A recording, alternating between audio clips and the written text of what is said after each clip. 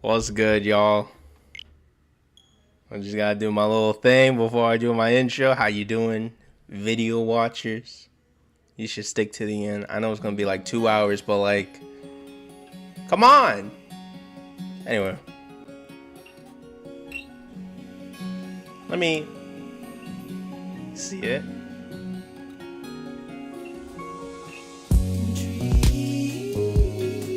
Why do I have this guy, bro? Oh, let me get this guy, bro. Oh.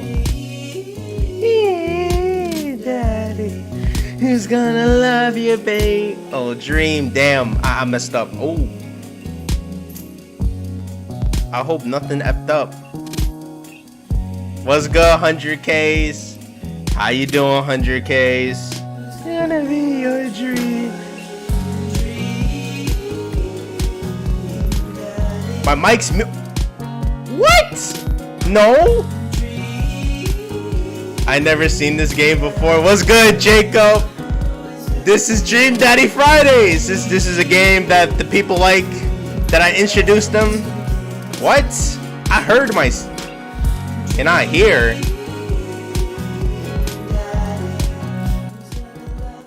Can you hear me now? Can you hear me now? You got me twisted. Is it me? It can't be. I was just watching a video. Jacob, can you hear me? Can you hear me, Jacob?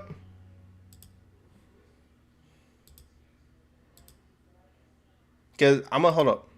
Hello? Cause I'm gonna hold. I can hear myself. I can hear myself. I'm on the stream right now. I'm on the stream, right? I can hear myself.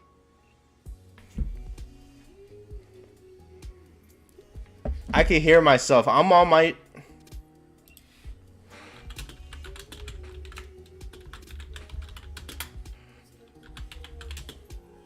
What's good, Brandon?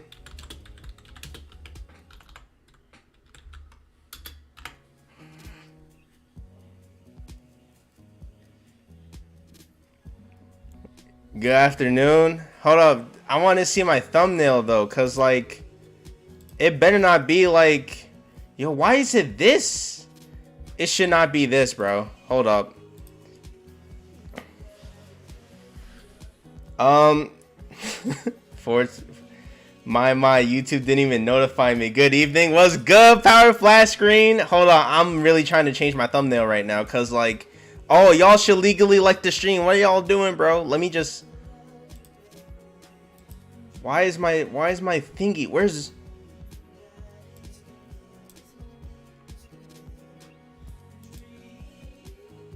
This is an important thing. I need my daddy. I need my daddy here. Bro, why is it not showing my messages? I see your messages now. I don't know what's going on.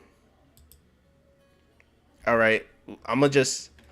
All right, y'all. Welcome to Dream Daddy Fridays. It still shows Brian. I don't know what to do about that one. I'm gonna be honest. I'm gonna just do that one later. It's not supposed to show Brian. I realize. Who are we romancing today? We are romancing... Damn, where's my dad book? All right, so there's dad book. Remote... It was supposed to be on Robert. It's supposed to be like a thumbnail of Robert, but... It's not showing? I'm not understanding. Hold up. This kind of irks me a little.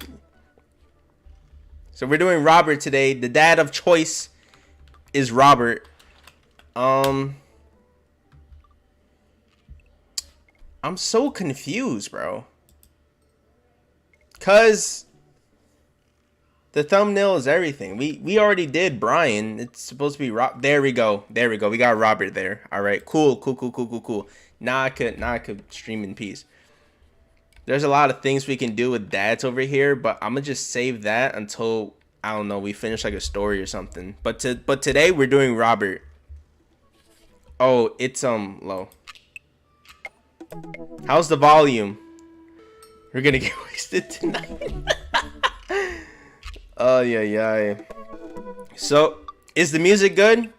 Is the audio good? Everything's nice? I'm gonna need y'all to confirm with me, because I'm gonna start reading. And I don't know. I'm gonna stop. It's hot in my room, by the way, so I'm gonna be sweating bullets.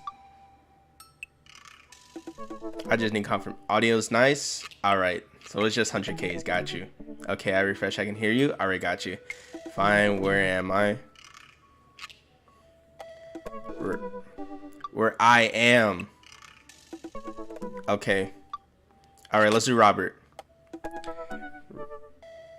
Oh, this is my. This is my other account. This is my other account.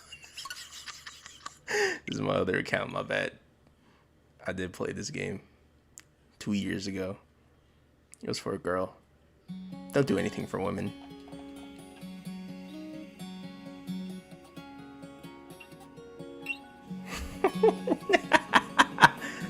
That's funny. I knew something looked wrong.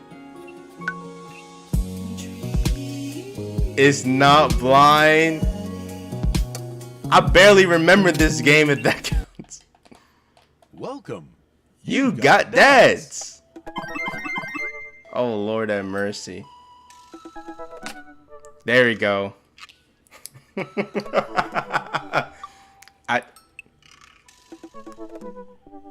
Trust me, I don't remember. This might as well be a new blind playthrough. Italian. Whoa! His favorite movie genre is Italian neo-realism? Okay, that's... You know, Robert got my respect. Robert got my respect.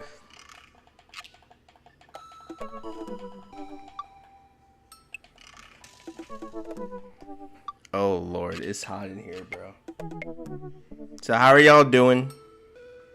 Y'all having a good day?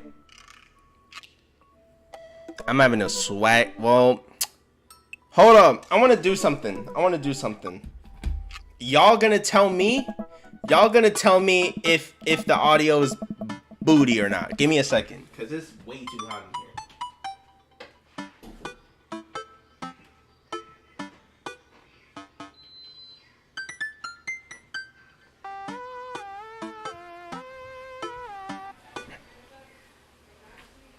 I just realized as a perfect date it said Grave Robin. Some of these dad's tips crack me up. Nah, but like I'm actually a film major, so like seeing Italian neo-realism, which is like, basically it's like lower class people, poor people, basically like filming whatever they have and making movies out of it. That's why I have my respect. Can y'all hear the fan? Can y'all hear the fan? I just gotta know. Like, is it not distracting? Cause I need this fan. I'll turn it off, but I'ma die. No. What fan? Okay, perfect. That's all I needed. Cause it's sweating bullets here. All right, that's good. Robert was pretty nice. A little odd, but nice. A ruggedy handsome. We should hang out. I typed out a message to him on Dadbug. Dies the other option. Hey Robert, good seeing you again. There you go. Animal Crossing. Hey Robert, good seeing you again at the cookout. Want to grab a drink? No, now I can't think about anything else now. Because of the fan?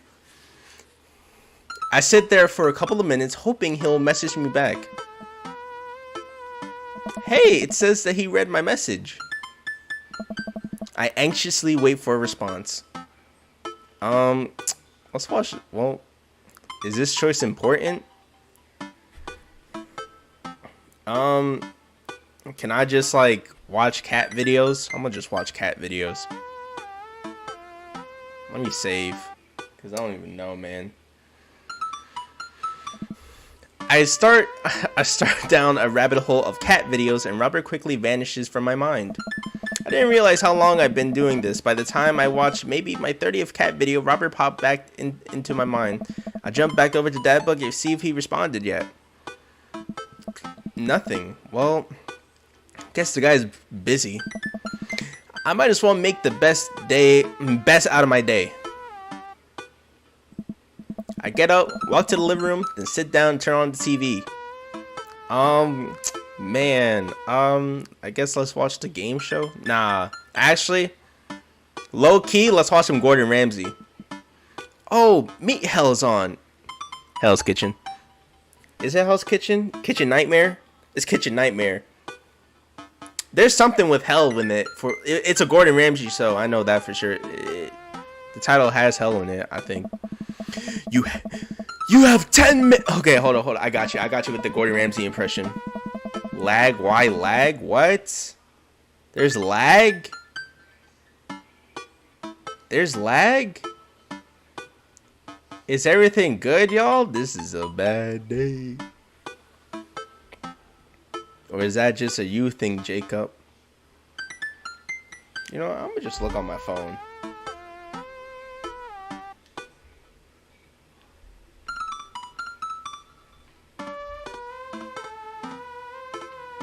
It's lagging for me.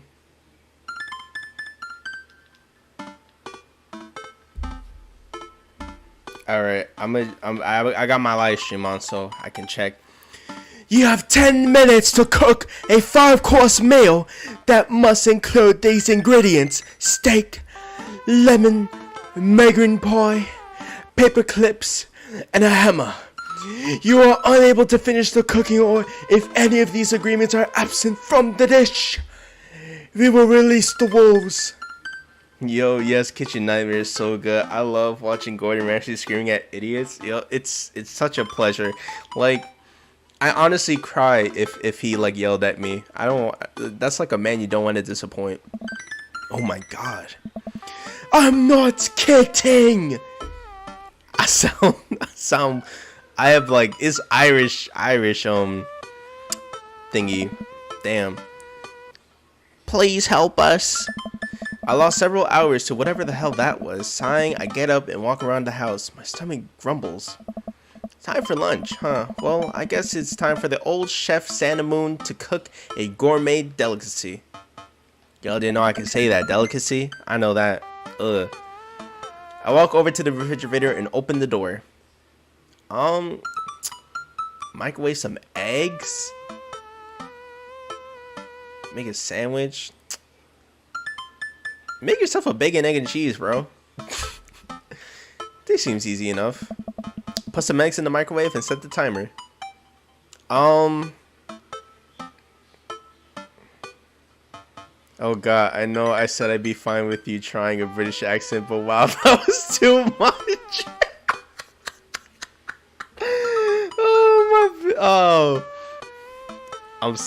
Listen, I won't try as hard with the other character that I'll do with the British accent, but like, come on, it's Gordon Ramsay. I think 17 minutes. 8 minutes into the cooking the eggs, a thick, plump, black smoke. For some reason, the egg starts to spark and catch fire. I pulled the plug on the microwave and tried to fan out the egg's fire. The kitchen smelled like plastic and burning. Damn. I should have picked 3 minutes. But these are the best microwave eggs I ever had. Oh, so he liked it. I finished my snack and walked around the house some more. Bored. When's Amanda coming home? Oh, I just remembered something. When we were packing up the whole house, we found an old basketball hoop that would hang off the door. It would really bring the living room together. I wonder where I put that. Damn. Advice, life advice. Never let, man or woman, to take your time. Well, how did he make that cake for Amanda again? Oh no, listen, it's purely my fault. I spent a couple of minutes poking around the new place until I find it. After installing above one of the doors in the living room, I'm ready to dunk. Come on and slam! I take a leap from the free throw line and rocket that sucker down the net. The crowd goes wild. Welcome to the jam. Space Jam. Welcome to the... Sorry, my bad. I pulled up from the three-point line, breaking ankles and sinking a fadeaway. I forgot the rest of the words to this song. Welcome to the slam. Welcome to the jam. You know, y'all know that song? That's a meme song. Nobody, no look behind the back hook shot. Everyone's on their feet. Something, Space Jam. It's the Space Jam. I managed to just barely defeat at the horse before Amanda comes home. Then we cooked dinner together. We're proud of ourselves for not even coming close to burning the house down. Wow, I need help in the kitchen. After Amanda and I digged into a carton of ice cream over the episode of Chopped Toddlers Tournaments. I think that's another Gordon Ramsay show. Since it's a Gordon Ramsay show. What you have in front of you is a molecular disconstructed sweet potato with a brown sugar demi-grace with cream Frenchie, of course. This is literally a jar of baby food. The toddler immediately bursts into tears. Are we bad people for watching this? Yes. Just then my computer dings. Huh? What's that? Oh, you probably just got a message. Amanda and I walk over to the computer and check Dad book. It's a message from Robert. Damn. Why are you trying to make me your sneaky link, bro? Why are you trying to make me your sneaky link? You up? What you doing? What does that mean? What you doing? What am I doing? You're just chilling. Just working on my motorcycle. I'm watching television with my daughter. I'm just chilling. What's the best choice? I feel like I'm gonna be honest, I feel like I'm watching television with my daughter is the best. Actually, he likes low key. I think I should listen to Amanda and just say, yep, I'm just chilling. I just type back, just chilling. Amanda deletes the G and hits send. It'll make you look cooler. A couple of minutes pass by. Another message pops up. Hey, that means he wants to hang out. Want to grab a drink? I know what that means, Amanda. But it's kind of late. Come on, Pops, live a little. I am living. Oh my god. I can't breathe. With ice cream and traumatized toddlers. Well, it's your life, but I think you have a lot of fun tonight. You're trying to get to know the neighbors better, aren't you? Ugh, fine. I type back a message to Robert asking him for details, and he tells me to meet him at Jim and Kim's. Golly, I can't read. Well, don't wait up for me. I never do. I throw on a nice jacket, run out the door. It's only a short walk to Jim and Kim's, and it's a beautiful night. I walk into the bar and see the usual crowd of barflies drinking beer and watching sports. I spot Robert at the back of the bar and wave hi as I walked over. Robert isn't the kind to make someone his sneaky link. That's Joseph's vision.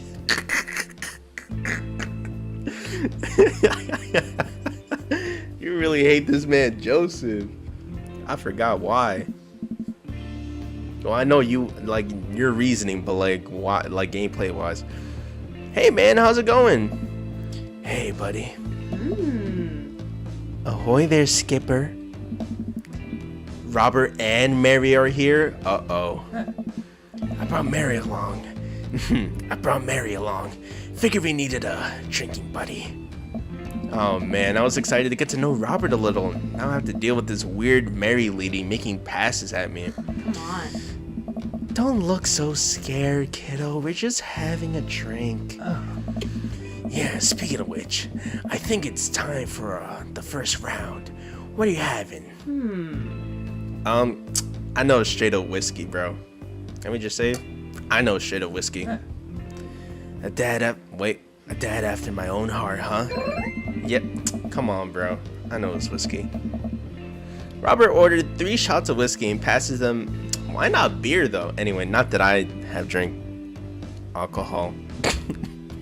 Not that I have any experience. Damn, Moon, I can't stay here. I'm gonna get all. What's good, Steven? How you doing, Steven? Oh, man.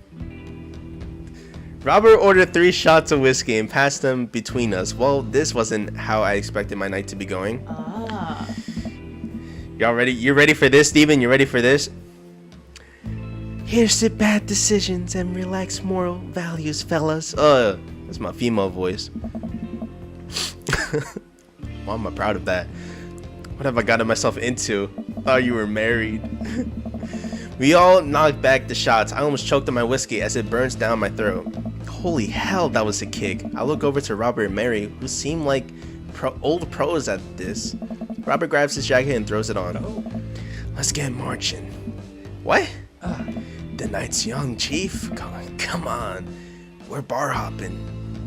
Moon, the voice actor. Yes, sir. Oh, alright. Oh, I am. We leave the bar and start walking down the street. I still don't know this area of the town very well, so I just follow Robert. So where are we heading? Hey. Irish eyewear. Drinking. It's an Irish pub. I'm making him sound like Snake. Solid Snake. A good pun. Actually, that's kind of a pretty voice for him.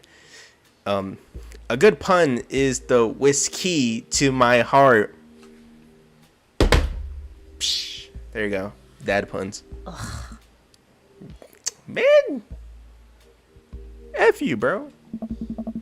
Puns are the lowest form of humor, John. Try harder. Ouch. Am I going to be the butt of the joke all night? Jesus, Mary, put your fangs away for a second.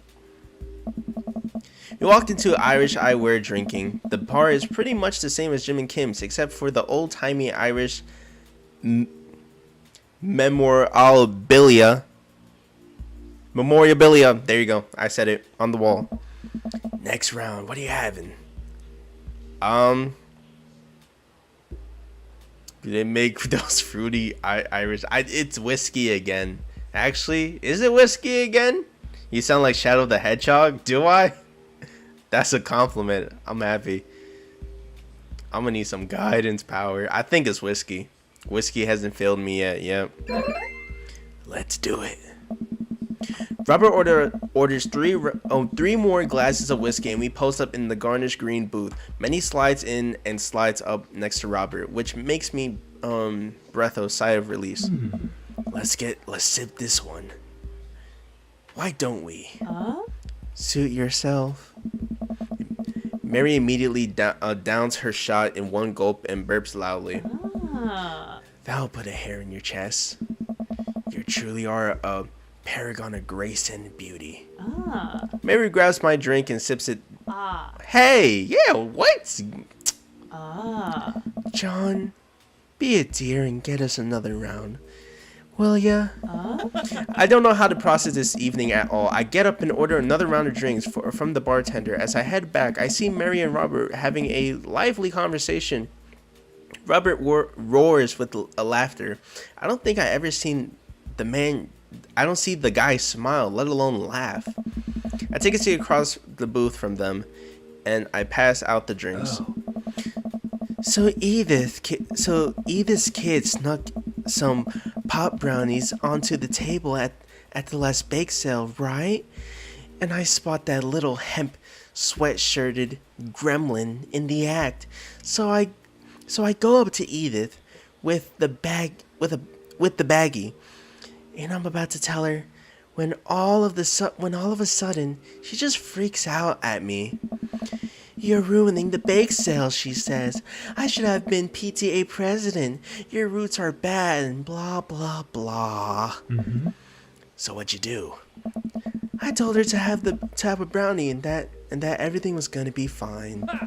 They both erupted in laughter. I politely follow along with the story. She ate 3. Damn. She must have had a trip. More laughter. Okay, that was actually pretty funny. She called in the cops and told them that time has stopped. Come on. Mary looks directly at me. Do you smoke weed? What? Hey. You know, the devil's lettuce. I Hey. I have two big fat blunts in my purse right now. Wanna blaze? There, I'm sorry, I had to get a little close up on y'all's cranium and your earlobes. My bad, guys. I'm sorry, but it's late where I live. I'm going to sleep. All right, you have a good night, Jacob. I'm happy you joined in for 25 minutes. You have a good night's sleep, bro.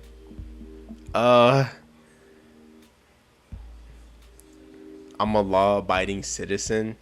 I'm gonna just say you're with the feds. I'm gonna make my choice, and if it doesn't work, I'm gonna just say you're with the feds. I work hard for what I have. No 2-bit corner boy is gonna drop the dime on me. So you take what you're pushing somewhere else. I'll keep running my business the way I want it run. What? Remember, you come at the king, you better not miss. Jesus, kid, dial it back. Robert giggles helplessly. Yes, sir. I knew it was that right choice. Hey. I'm just kidding, cowboy. Lay off the kid, Mary. He might not be used to your brand of humor. Hey. Fine. Hey. We sit back around, sip our drinks, people watching, cracking jokes. After a little bit of time, I began to warm up to Mary. Her jokes become much funnier and much less scary. But it seems like she's not going anywhere anytime soon. I just wanted some alone time with Robert. I wonder if I can get her to leave somehow.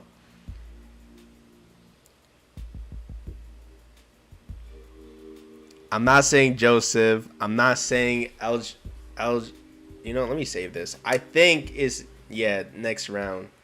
Damn, bro.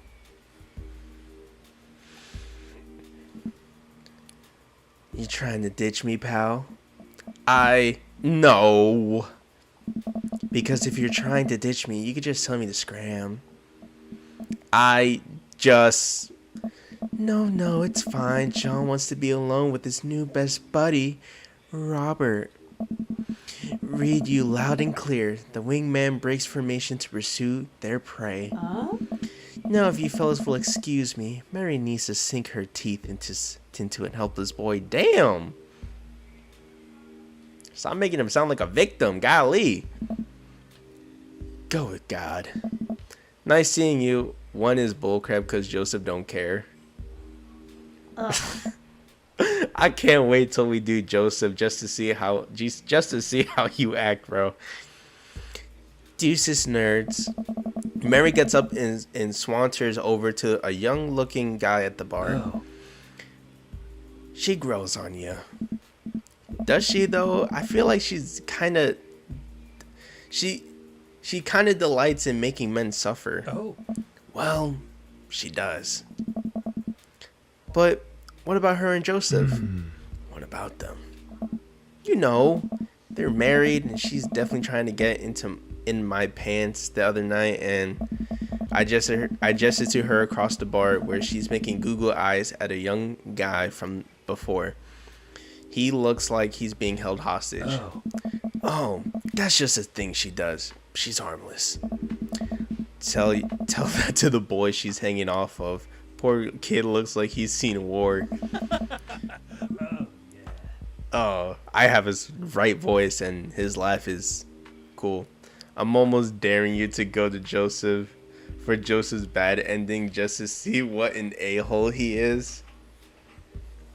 Robert lets out a hearty laugh. Hey, I got him to laugh.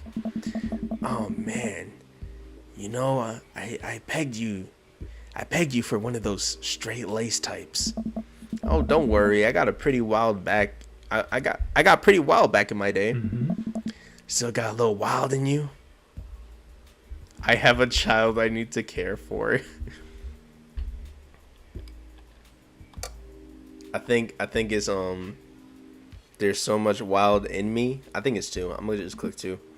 I get so... Oh, my bad. Hold on, let's see this.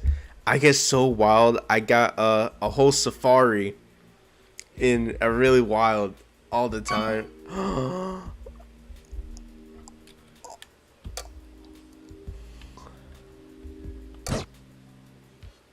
Less is more sometimes.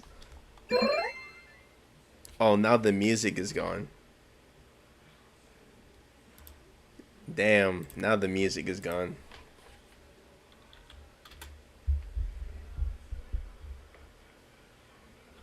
That's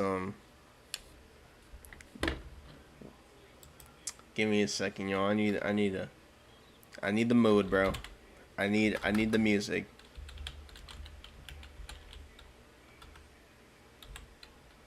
Dream Daddy, huh? Nice. What's good, Joseph? I'm back with energy this time, so I can conversate more. I'm trying to get like some music in here, bro. At the moment. Client, I'm gonna just say beautiful day.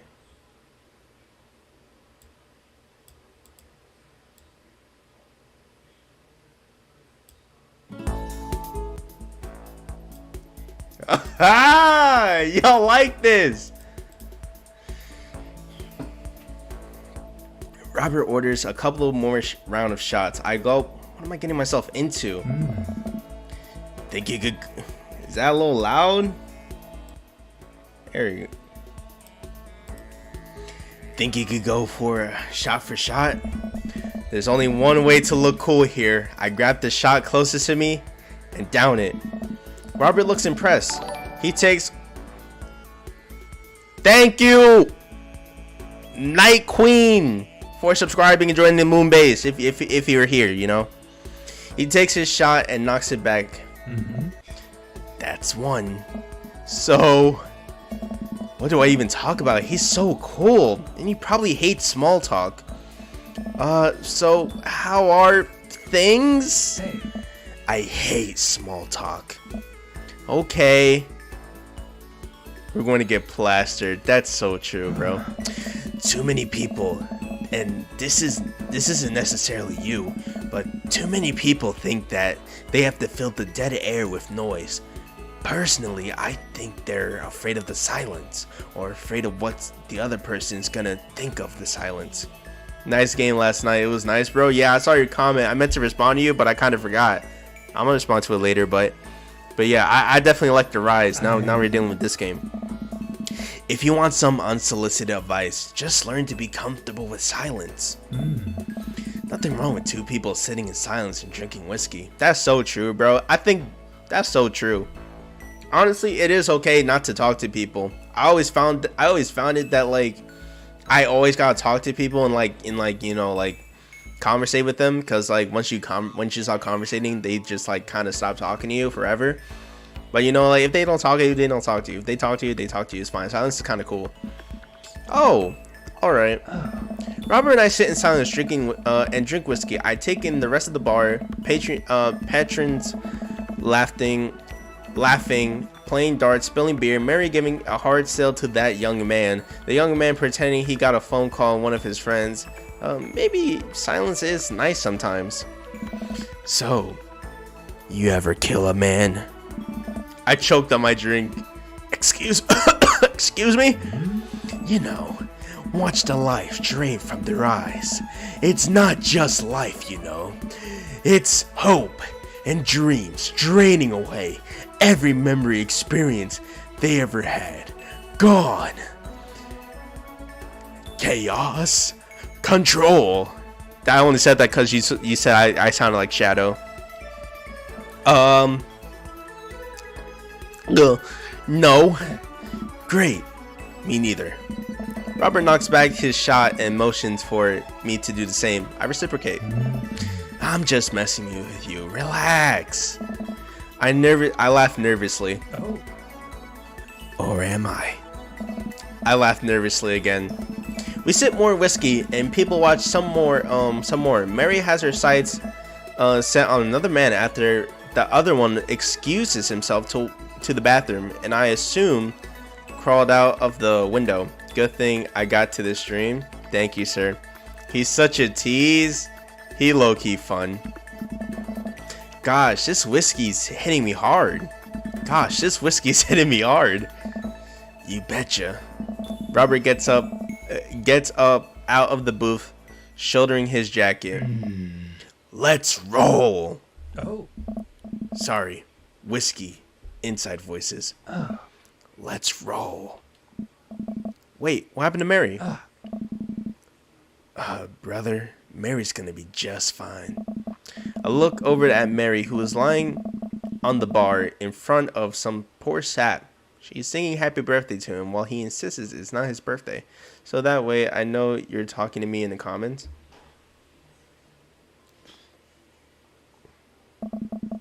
We make our way out of the bar and back onto the streets. I'm trying my hardest not to stumble, but man, that sidewalk is coming right at me. I hope Robert doesn't notice me tripping over on my own feet. This is the first time I ever been drunk. Where to? You'll see. I follow Robert through streetland spotlights until we eventually arrive at a rundown strip mall. There's a beauty salon, a sex shop, a computer repair store. This might not be for you, Joseph, since you're so young. That looks like it's been closed for 10 years. And finally, a liquor store. Hey. We're here. I'll be right back. After a minute, Robert returns with 2 wine bottles in brown paper bags. He hands one to me. Cheers. He sits on the curb and drinks. He motions for me to do the same. This is really not where I expected the night to go. I take a sip. White Zinfandel? What? Nothing. I just wasn't expecting. It's delicious, fruity, refreshing. Don't judge me. I start to say something. Think of his lecture of valuing silence. Earlier and stop. I sip on the wine and watch cars drive by. I will stay in your stream just like last night and longer. Alright, I'm just saying. Oh. This is at least adultish. I'm just saying. Oh yeah, Robert has some bad language in his room. I forgot. Most of them are so clean language-wise. Lester rocks that shit. What? Robert suddenly hurls a rock at a stop sign. The ding echoes throughout the empty parking lot. That felt good. He presses a stone into my free hand. Now you try. Oh no. With feeling. I look at the rock in my hand and look at the sign. Back at the rock, back at the stop sign. I know what has to be done. I got a problem with authority. Can I just say this one's for you, Pappy? Power. I think that's funny. 3. I have unresolved resentment towards my father, and I'm going to express it through property damage. I hurl a rock at the sign. It sails over the stop sign right into the window of a parked car, leaving a crack. Dude, run! I leap up and dart into the nearest alley, wine in hand. I can hear Robert's footsteps behind me. Oh, did we get caught, bro? After I'm sure I'm far enough from the crack window that I'm no longer culpable for this heinous crime, I stop to catch my breath. Maybe we strike rock throwing from the to-do list. Agreed. Can we get some music in here? Golly. I'm not rocking with this silent soundtrack.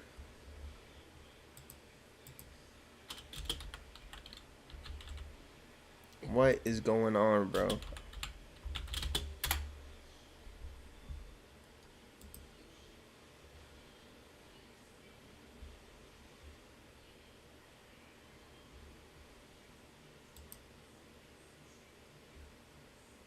Is this gonna be like good music? I just gotta know. I can't sing. That is just not it. That's not what I wanted.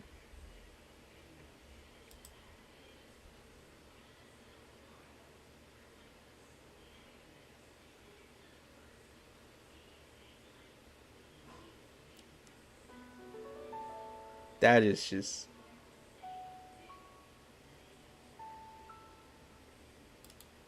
Nah, Danganronpa got it. Danganronpa got it. Danganronpa got. Whoa, oh, never mind.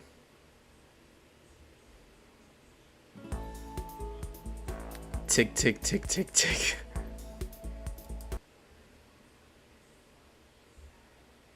What about this one?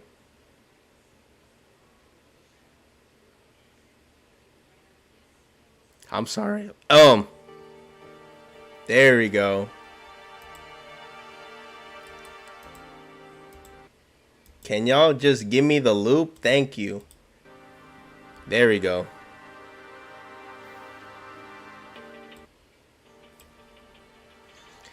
How does it feel that YouTubers are watching your stream? How does it feel that YouTubers are watching your stream? I don't know. I never really thought of it that way. I don't know. I usually just think like if Corey Kenshin watched me, then that's like an honor. But other people, I don't know. I appreciate the viewers, you know. Suddenly, my stomach growls. Oh man, I'm starving. Let's get some pizza. Can't argue with that. Where's good around here? Actually, I don't even care if it's good. It just needs to be edible and in my mouth in the next 5 minutes. I know just the place. I follow Robert through a maze of alleys and side streets until we eventually end up in front of a tiny hole in the wall pizza joint. The bright red neon sign reads, "Pete's Pieces of Pizza." Pizza. Ta-da!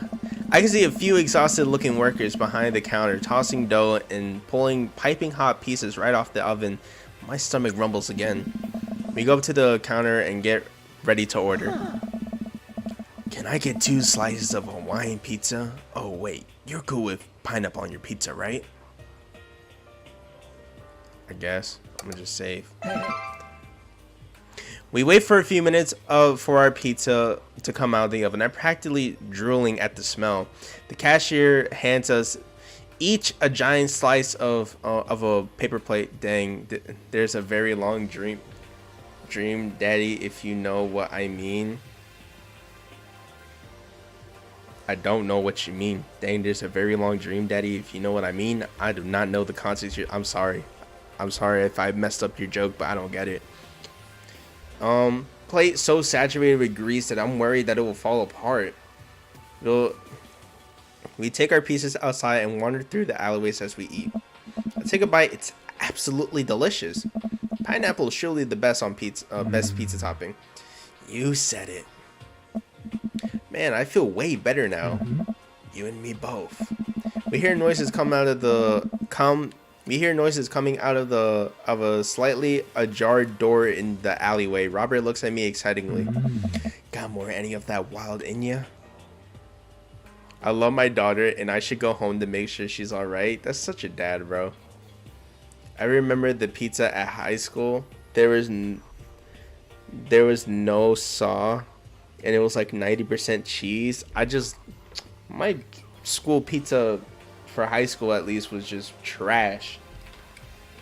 I just like one more is less again. All right, but like my pizza for like high school, I just loved it when it was burnt, cause like it does not taste like a chewed up toy. Good on ya. Robert and I slide the door open and peek inside. It's completely dark, except for a flickering light. We slowly creep forward cautiously, not to be heard or seen. Shh.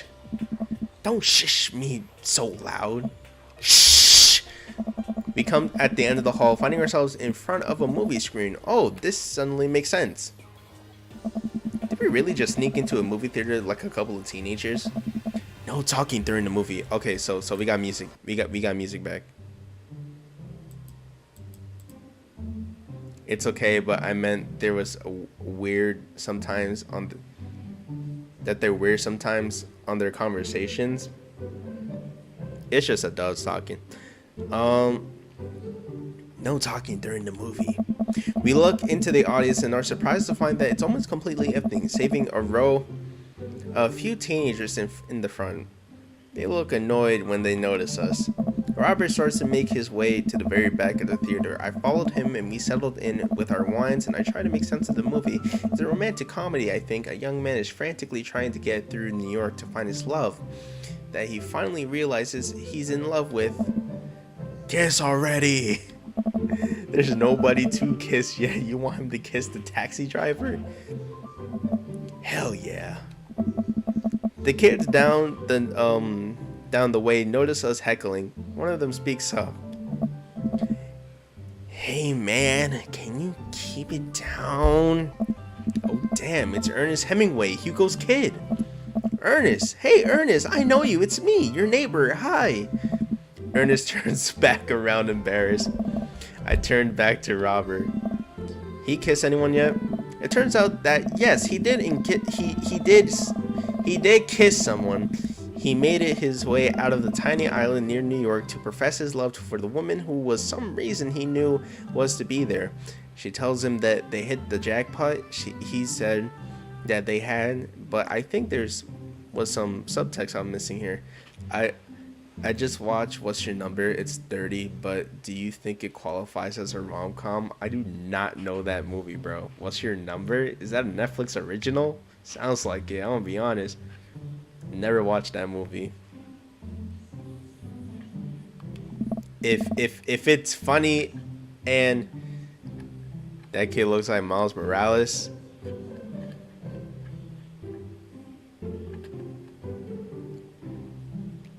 no comment. Bro, love is dead. Shut up. It's beautiful. No, you shut up. Ernest grumbles. The credit starts to roll. I stand up. Robert immediately pulls me back down. Hundreds of people worked very hard for this film to happen, and you're going to sit there and appreciate them. Who's that? Miles Morales? Miles Morales is Spider-Man. Spider-Man. Hi, sorry it's been a while. Lil got busy with school. It's okay, bro. What's good, Melon Short Gaming? How you doing? Legally like to stream if you can, bro. Hope you're having a good day and school's not messing you up. School has been effing me up, let me tell you that right now. Okay. Look at that. Elizabeth Shenton. She worked really hard. I bet she did a lot of good wardrobe design. Thank you, Elizabeth Shenton, for this beautiful film going experience. Oh no, he don't. And Peter Anders Catering fed a bunch of people so that they could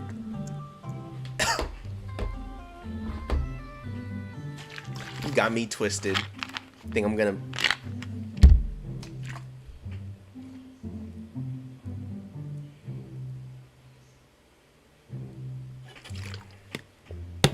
This is the hottest drink that I had to drink. I meant no comment to, like, he looks like more Miles Morales, Joseph. Ah, damn. Catering fed a bunch of people so that they could have the energy to do their jobs. What a guy. We let the credits roll while Robert individually thanks every member of the crew. Once it's finally over, he makes sure no animals were harmed in the making of the film. We leave the movie theater. No, don't apologize. I'm just you know. I'm just gonna say no comment. Don't apologize. I don't think you said anything bad. You just said you look like Miles Morales, but you know, I'm just saying. I don't got a comment on that one.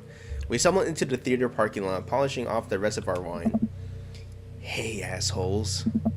Out of nowhere, a rock flies through the air and hits me on the knee. My knee! What the hell? Ernest and his friend stands in the alleyway, blocking our exit. Oh, what do you guys want? What do you go and throw a rock at my knee? This is my good knee. My orthopedist is gonna be pissed. Ernest throws another rock down in his hand. What's wrong with this kid?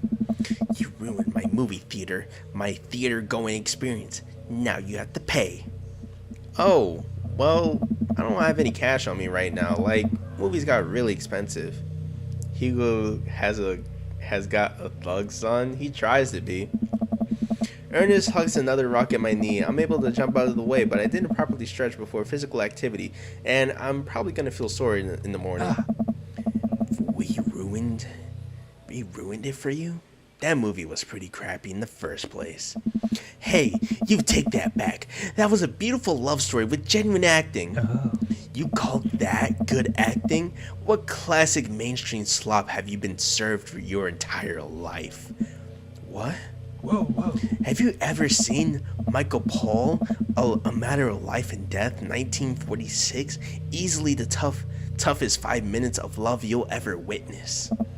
Listen, man, you remember he likes Italian neorealism. Remember that.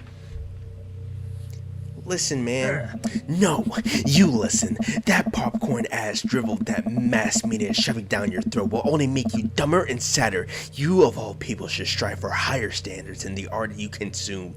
Your name is Ernest Hemingway, for Christ's sake. Now you done it. Ernest rushes Robert, screaming like a banshee. Yeah! I dive between Ernest and Robert, trying to stop the kid. He lunges forward, kicking me as hard as he can in the knee.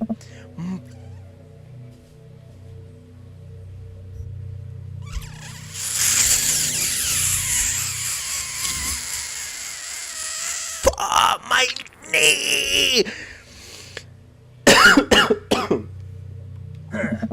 Robert gets in between Ernest and myself. It's as if he's seeing red.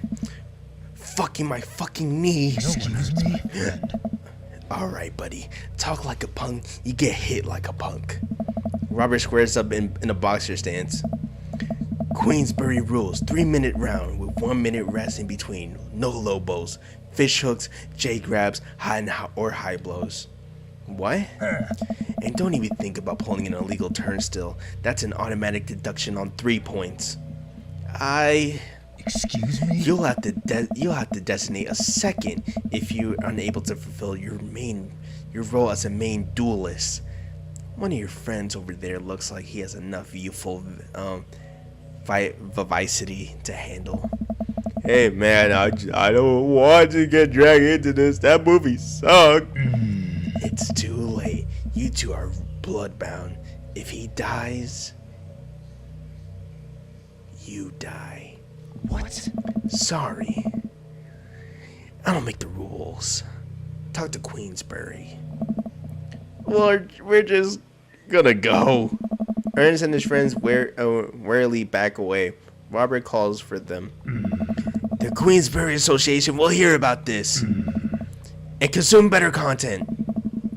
Once the teenagers are safe out of earshot, Robert turns to me. Were you about to actually fight that kid? Are you kidding me? I never hurt a child. That would be despicable. Throwing the rules at him, though they always bolt. Nobody wants a Queensbury sanctioned throwdown. But full disclosure, I made half of that up. Wow. Seeing that you don't even have to know the rules, you just make them up. Come on, let's get out of here. Alright, what did you say? Knees are pretty weak and sensitive, as are shins, and he must be in a lot of pain. Got you. Okay, I'm gonna make sure not to get hit in my knees. Robert and I cooled down a bit as we walked back to the neighborhood. I'm so sorry. I get really into the art of filmmaking when I... Yeah! I know some filming too. It's okay, I think it's cool how much you like movies. To be honest, I don't know a lot about them myself. Buddy, you got much to show. Have you ever heard of Sam Fuller? I haven't. Fuller's cash. Can I just say defending my honor? I think defending my honor is the right choice. A drunk toddler is legal in Wisconsin. What's good, Groudon? How you doing, Groudon? You having a good day, Groudon? Why is a drunk toddler legal in your country? I mean, in your state. Yes, sir. It's a little strange when you say it that way, but sure, why not? Robert throws an arm around my shoulder, and we drunkenly belt our tunes all the way back. We finally get to his doorstep. That was an interesting night. I liked it. The smile forms on his cheek. A rare sight. Let's hang out again soon. Yeah? Yeah. I linger there for a second, swaying drunkenly in the night breeze. Robert claps me on the shoulder. Night, buddy. It was one of those two. I forgot which. It's a good thing I clicked on the right one. Legally like the stream, y'all. Robert heads back inside and I stumble my way back home. Wait a minute. Is Dream Daddy about all about conversations? Yes, it's a visual novel. There's no, well, there are game modes, but like it's mostly dialogue. Well, they mostly talk. Okay, let's see.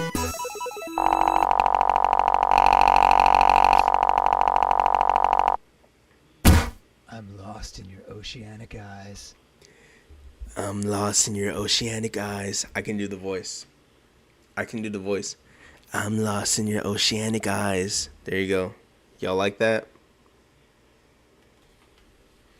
At the age of 21, it is the age of which you can drink alone. But if you're under 21, you have to be first, not in public, but be accompanied by a parent or guardian. It is legal law in Wisconsin. Woo.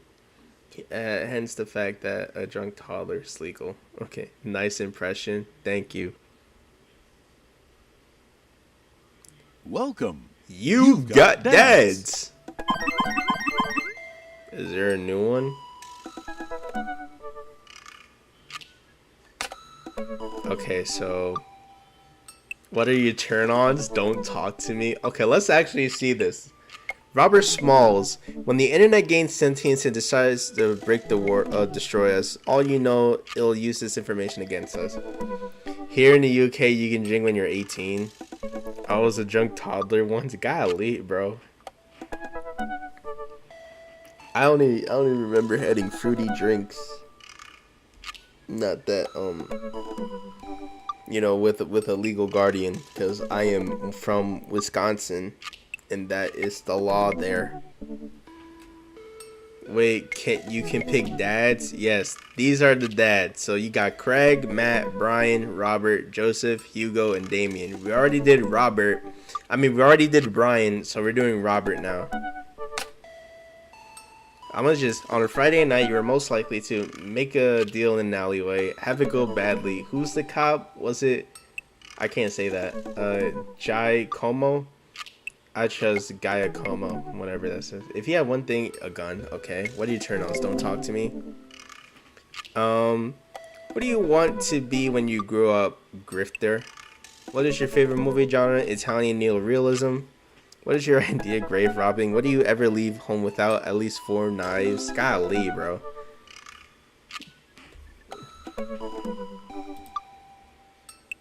Blessed German and a lot of other alcoholic settlements. Pick me, Joseph, soon if you can. Oh my god. I will. I'm saving him for last.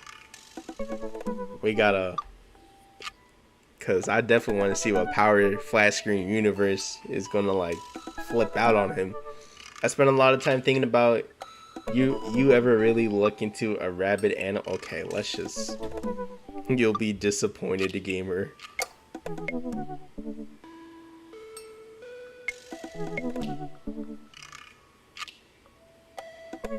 Don't skip the corners.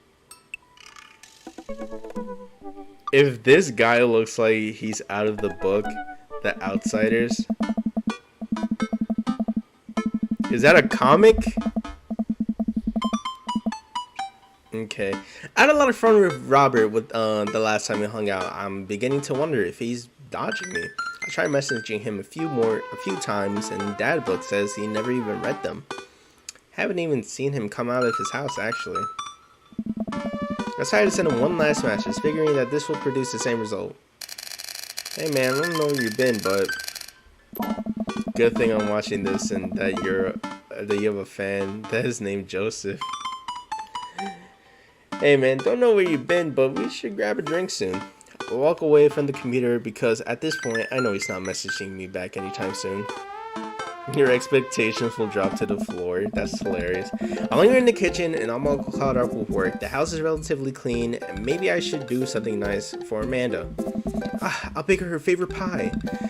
I root through the pantry and pulled out all the ingredients. This is an old family recipe that I used to make with my grandmother when I was a kid. I lost the actual recipe card a long time ago, but I think I'll be able to remember how to bake it. The Outsider is a book based on the life of gangs in southern areas in the 1900s. Ooh, that actually sounds pretty interesting. I might read that. I started mixing the ingredients together for a crust until I get a nice dough. I started throwing some cherries in the saucepan to make the filling. Normally I don't like to multitask in the kitchen, but this cherry pie is a piece of cake. Pie. It's a piece of pie. I'm making a pie. Ah man, I can never remember what temperature you're supposed to set over. I'm pretty sure it's 375 degrees, but I could be wrong. Who am I kidding? I'm never wrong when it comes to this pie. My special twist on the grandma recipe includes a secret ingredient that not even Amanda knows about. It really makes the cherry extra flavorful. God, why can't I remember what the secret ingredient is? I think it'd be like almond extract, salt. Nah, not on pie. Do you use pie on almond ash? Give me 1 second.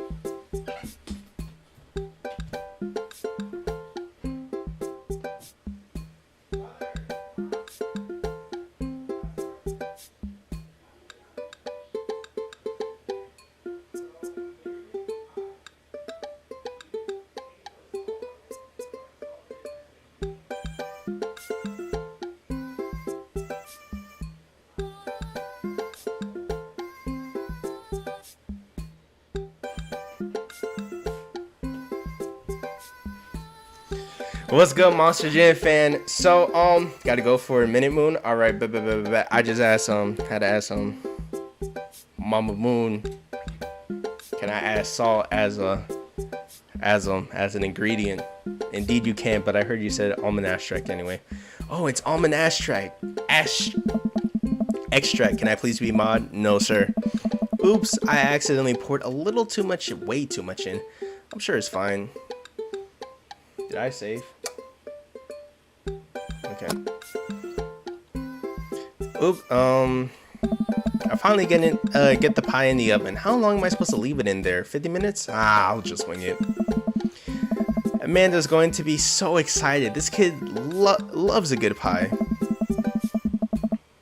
I have a seat at the kitchen table and do word jumbles until Amanda comes home. I can hear the door slam open. Yo, Pops! What smells like pie in there? It's pie, sweetie. Amanda darts over to the oven and looks inside. Right. Yes! Hey, it's not done. Be patient.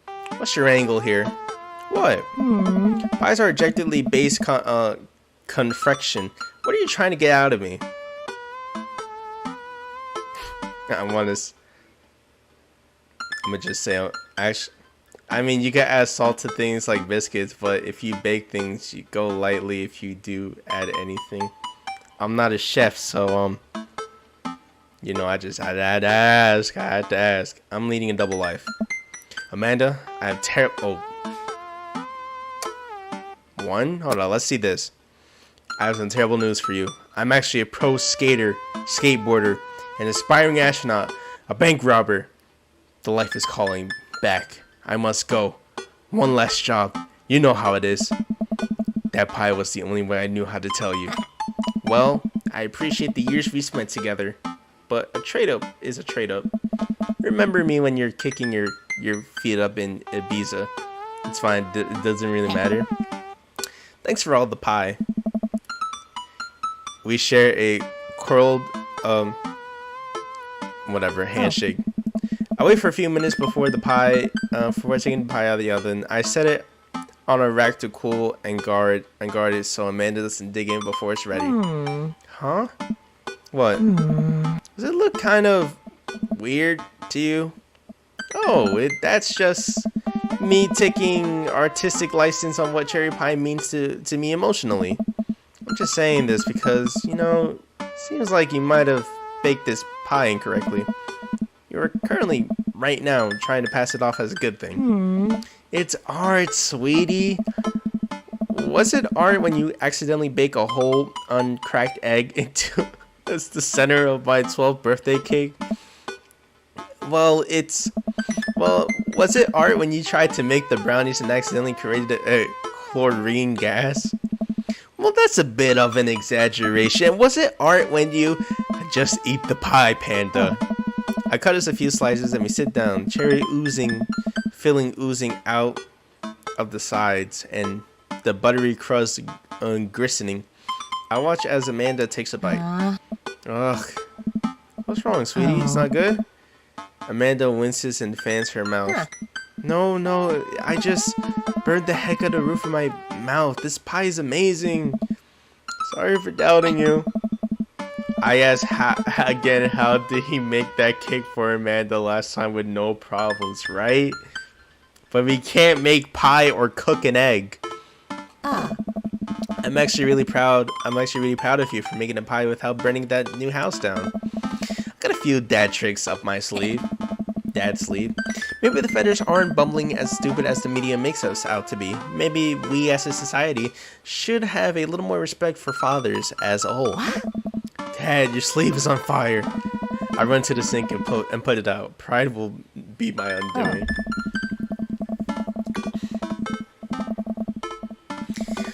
Amanda and I clean up the kitchen, play a little more living room hoops before she retreats to the room to do homework. I go back to my word jumbles. Hey, this one smells cat.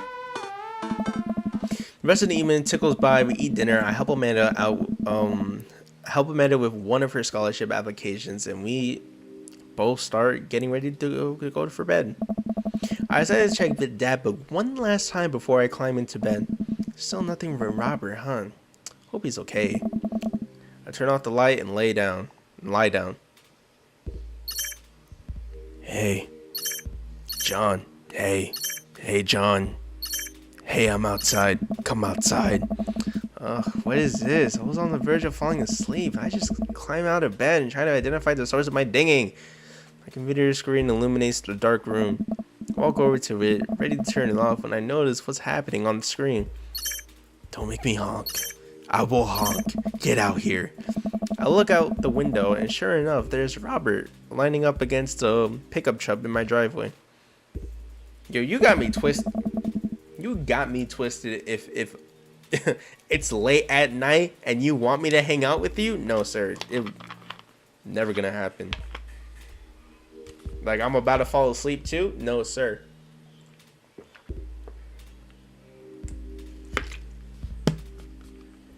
I gotta have you, got me twisted. Whew. I open my door and try to figure out what's going on. Hey. Hey? Hey. Hey. Hey. Hey. There you go. Wanna hang out? I was kind of sleeping. That's no fun. Come hang out. I would argue that sleeping is very fun, but I don't have to be anywhere in the morning. Might as well live a little. Sure. Cool. You plan on going out like that? I look down and I realize that I am in fact not wearing pants. I mean, I don't mind. Right, 1 second. I run inside to throw on my going out pants, shoes, and jacket. I grab my keys and meet Robert back outside. Hey. Ready? Ready. Hop in. I jump out the passenger seat of his old red pickup truck. I have to move a few empty cigarette packets and a gas station receipts out the way before I can sit. Robert silently starts the car and we drive out of the cul-de-sac. Hey. You like Tom Waits? Man was freewheeling in his sheets.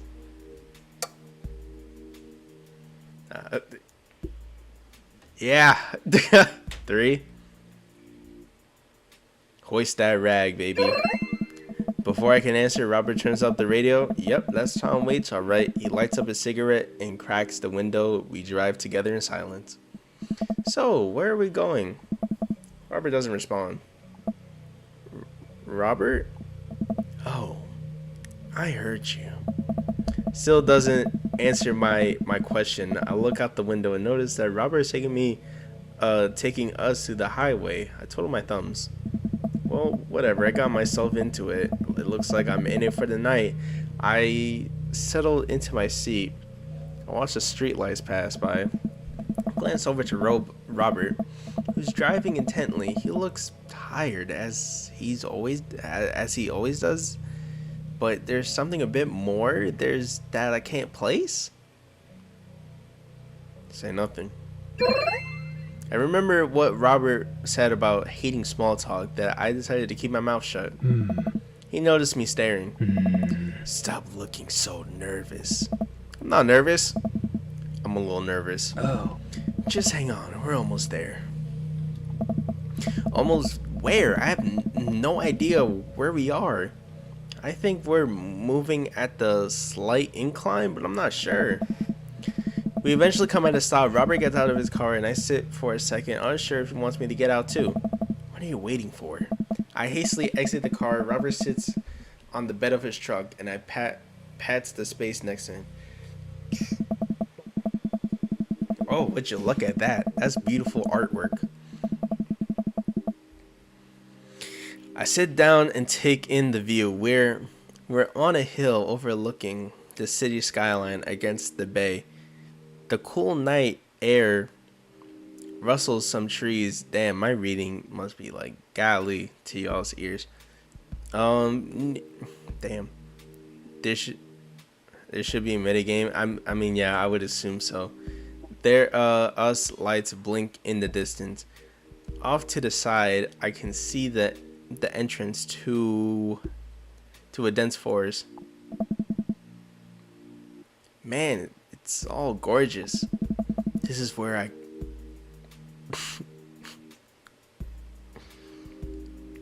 Okay.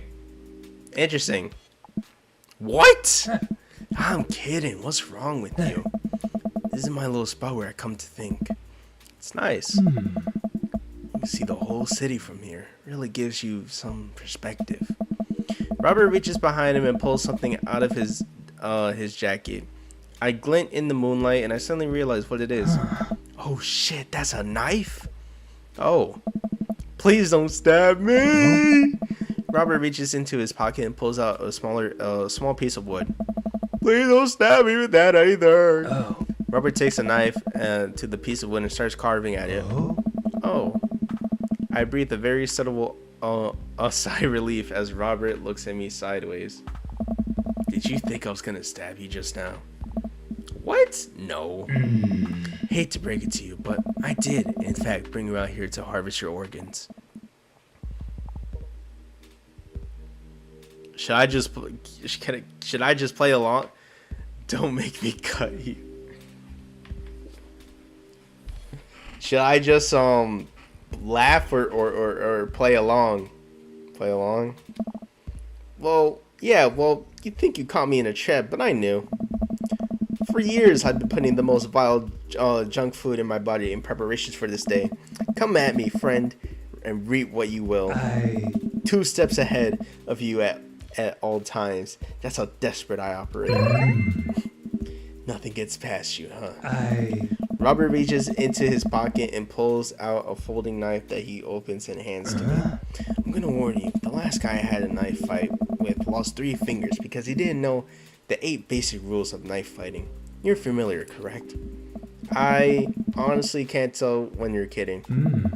I'm on so many levels of irony deep that I've forgotten what is humor. He and I laugh. Have you ever whittled before? Considering I never had a grandpa? No. What do you mean by that? Well, I just thought that you would have a block of wood shipped to you along with your first social security check. John, I'll have you know that whittling is a time-honored tradition.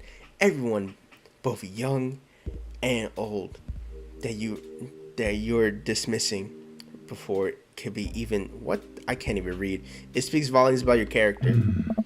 However, Because I gotten to know you for some time and have come to think of us as friends, I'm willing to attribute it to ignorance instead of malice.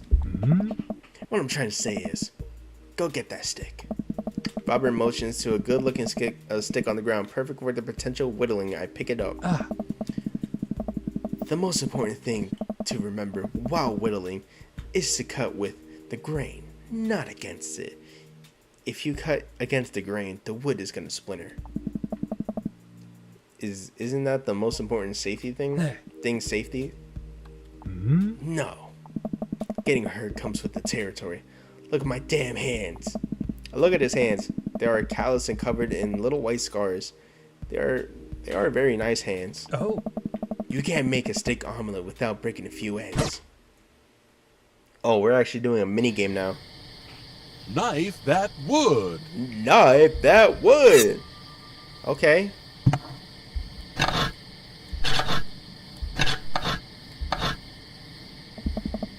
That's a good start. What is it? Oh, I can't save. What do I say? A sharp stick? I need help, power. A sharp stick? He wouldn't like pencil or a knitting needle. Or does it not matter?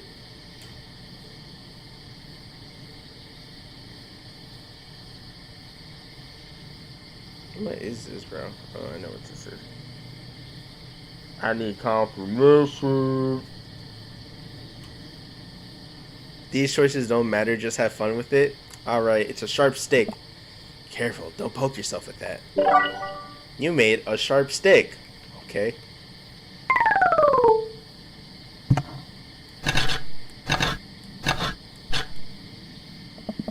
Tell me about this one.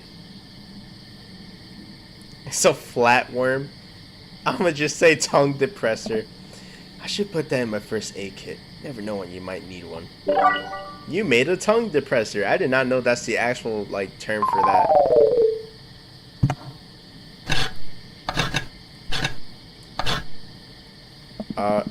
What's the story here?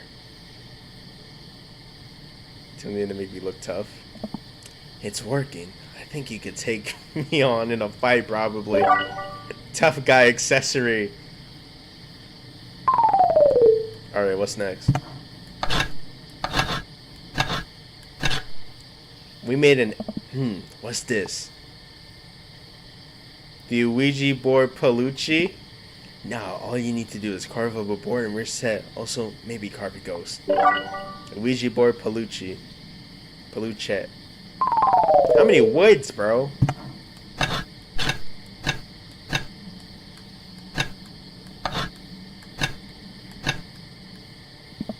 Nice form. What is this supposed to be?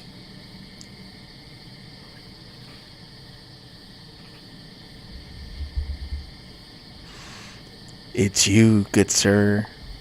You really captured my likeness. I'm impressed. Robert, I guess.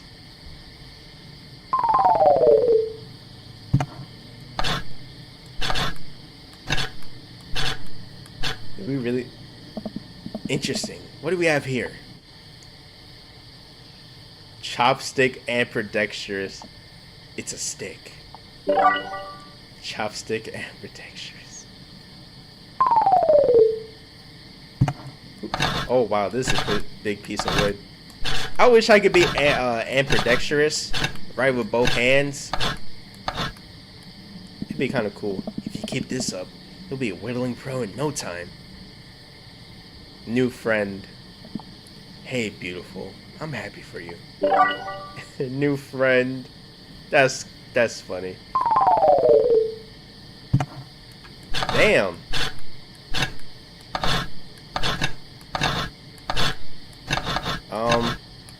What are we making? Oh, beautiful handiwork. What do you call it?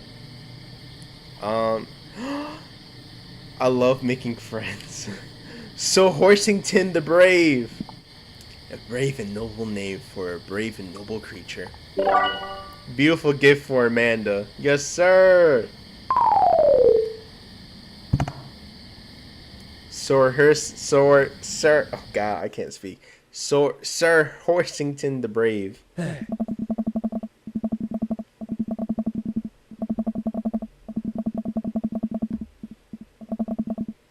me 1 second.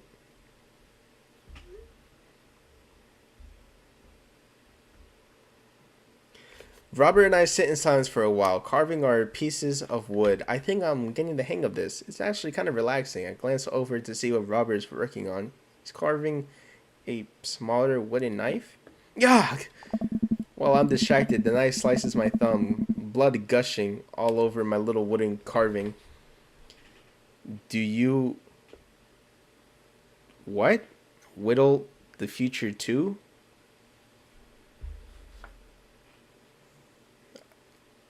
Either you gotta rephrase that, because I do not understand what you just said to me. Robert is lost in carving and doesn't notice me bleeding everywhere. Robert still doesn't notice. Robert, I'm dying. Robert, I'm dying. I'm bleeding to death. Robert finally looks over, reaches over to his jacket again. Jesus, how many stuff does this guy can keep in there? And he pulls out a red, bandana. Oh, bandana. Oh, it's another Sims. Oh, it's a Simpsons reference. Oh, I don't watch The Simpsons, so I don't know. I wouldn't know. My bad. Hold tight. He holds off the truck, and I can hear him rummaging around his car. I comes back for a moment with a well-stocked first aid kit. Robert carefully wipes off all the blood off my hands and swipes a bit of antiseptic onto the cut. With surprising gentleness, he places a bit of gauze around the wound and wraps it up. Damn. You okay? Did I just come to a murder? Calm down, bro. We're on our second date. He's teaching us how to carve wood, bro. What's good, Terry? Doing the works. How you doing, bro? You better like that stream before I put you in timeout again. Yeah, you don't want to get timeout again. He hands me what's left of the tube of antiseptic. Make sure to cut that clean cut. Wiping off the blood on the second day, I don't know, seems suspicious. Please don't tie me out, Master Moon. It's oddly touching and a little sexy. Guess I'm a real whittler now. There you are. Be careful though. They're attracted to the smell of blood. Wait, what? What's attracted to the smell of blood? Cryptides. Tons of them out here, you know. I don't know if I'm able to say next count as a spoiler. Alright, if you think it's a spoiler, don't say it. Because I don't say it. Was with that your own thoughts? Or this game's... Jelly Mishka. Thank you for joining the moon base. Like Mothman and stuff? Mothman is bullshit. But yeah, the town's a hotbed of cryptozoological occurrence. What's good, Joseph? Welcome back. You're joking. More like... How dare you say that to my beautiful subscriber that just subscribed it? Not even like 5 seconds. You decided to roast this man. Keep talking like that, I'm gonna put you in prison. I think about my entire time in the city. Aside from the occasional stray coyote, I don't think it's too bad. I wonder if we're going to walk Mary home. That's all I say. Oh, interesting. You ever heard of Dover Ghost? I don't think so. Hey. Well, let me tell you a story. I was out in the woods here on the camping trip with Betsy. You don't know Betsy, but she's a big pup. Pit bull. Real intimidating. I feel safe around her. First night goes without an incident. Damn. I get some solitude. Betsy gets to pee whatever she wants. All good stuff. The second day, I get the idea in my head that I can hike deeper into the woods. Probably against my better judgment, but hey, we just have a fun camping trip, right? So me and Betsy start marching in the morning. I almost choked on my spit. It gets a little late. We set up camp, but it's different this night. Real quiet. I can't help the birds and the crickets, small squirrels. Nothing.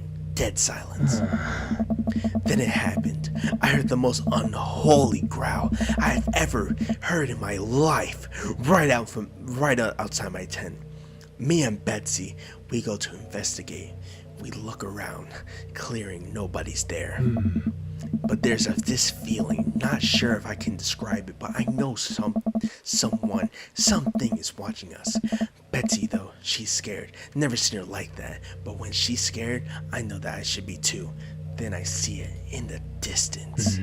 A man, but if something that didn't know what a man was supposed to look like, it just looked wrong. Big arms, too. For its body, black eyes, it just stood there and stared. Robert, hold on, I'm gonna read that later. Then it disappears. One yelp from Betsy, and I turned around and check on her, but she's gone into thin air. I didn't sleep at all in my tent that night. I don't think I ever slept right since.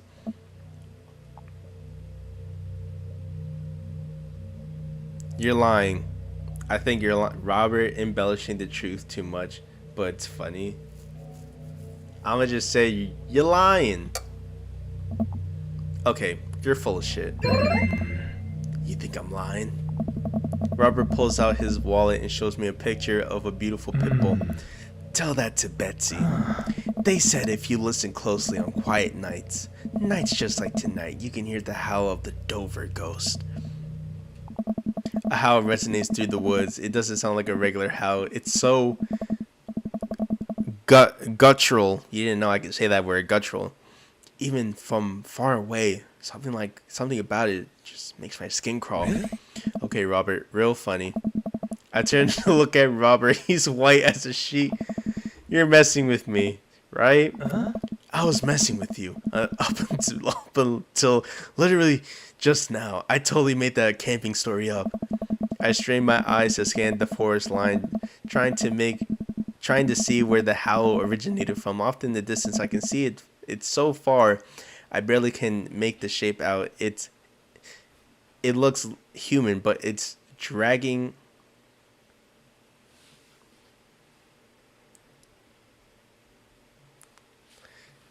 something. Surprised you can read. Heck, it's surprising you could say.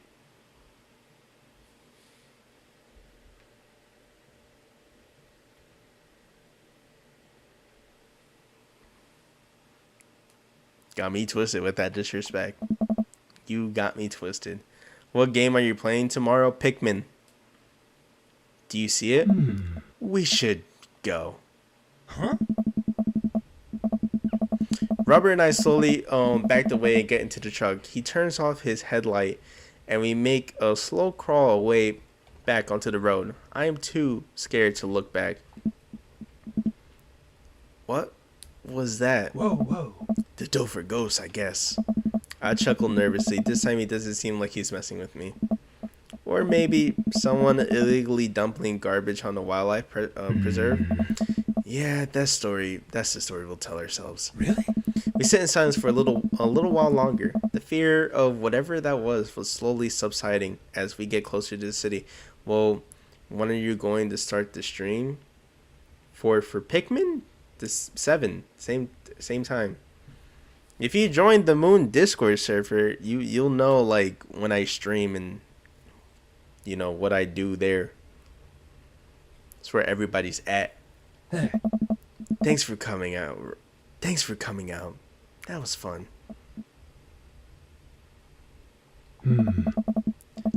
I'm sorry I haven't been in touch. I just been away lately. I had to get out of the house. Oh? Had to be around somebody. You doing okay, man? Robert thinks for a second and lights another cigarette. Hey. Been doing a lot of thinking. He takes a long drag. As I get older, I feel more and more that I'm just drowning in this sea of regret. I was so busy chasing after things that I thought would make me happy, but I didn't think about anyone else. All I cared was about myself, and I didn't even think. I don't mess with Discord anymore. It's too screwy. It's because I have to help my dad. I'm just saying, cause that's where mostly everybody's at.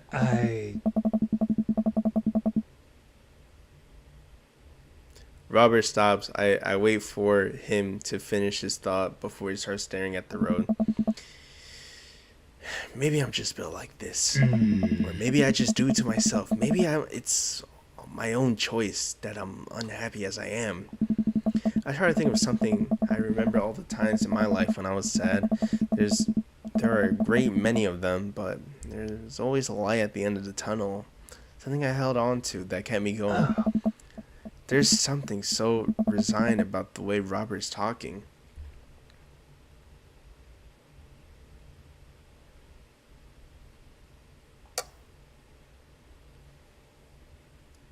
I don't know. I don't know, man. I don't think it's a good time to joke, but like, can I just say I'm glad you told me. I will be there when your stream starts. Gotcha. 2. It must have taken a lot for you to tell somebody this. You're a mysterious guy, Robert. You don't have to be. Do you ever wish you were a better father? Think about it for a second. All the time, you can read all the parenting books you want, but nothing will ever prepare you for raising a child. There's so much stuff I regret or wish I could have done better, but I don't have the answers. I don't know if anyone does. It's funny. I look at you and your relationship with your daughter, and it seems perfect. It isn't. At least you're there for her. I stared out to the window at the blur of the passing trees. I just hope I'm a better father to my kid than my dad was to me. What did your dad do? It's more about what he didn't do. He was quiet, stoic. Don't think he ever once told me he loved me. He cared more about his work than he did about me or my mom. Do you hate him? No, I used to, but after I became a parent, I just felt kind of bad for him. He missed out on my whole childhood. When I think about all the happiest moments in my life, they're all with Amanda and Alex. And he just wasn't there. It hurt like hell when I had to tell him to leave. When I had to leave him to die in a Belarusian prison. Huh? What? I turned around and smiled at him. No, he retired in Florida with my mom. We go there every Christmas. We both break out into laughter. He pats me on the shoulder. That's adorable. We drive at the rest of the way in silence, listening to the radio, watching the bright lights of the city grow bigger. Robert drops me off at my place. I'm about to close the passenger door. I realize that Robert has a pocket knife in my jacket. I pull it out and I offered it back to him. You hold on to that. Never know when you might need it. Night, Robert. Have a safe drive home. Robert smirks, then pulls away. Then he immediately pulls into his driveway, which is one more over from mine. He gets out and waves. I tiptoe into the house, careful not to wake Amanda up. Whoa, where did you come from? I looked around and spot Amanda coming out of the kitchen with a glass of water. I thought you were sleeping. Oh, Robert woke me up to a cryptide hunting. You know the Mothman is bullshit, right? Amanda, Lang, you know what? It's fine. I think about the conversation I had with Robert. I said it was a mistake. I gave my apologies. This is why Amanda's trash. You're getting blocked again. This is my daughter. Hey, Amanda. She stops. I love you. It's weird when you say it outright and sincerely like that, but I love you too. Night. I chuckled to myself. Then finally decided to go to bed. No, please. Oh my god. Yo, the day that you're gonna... Okay, hold up.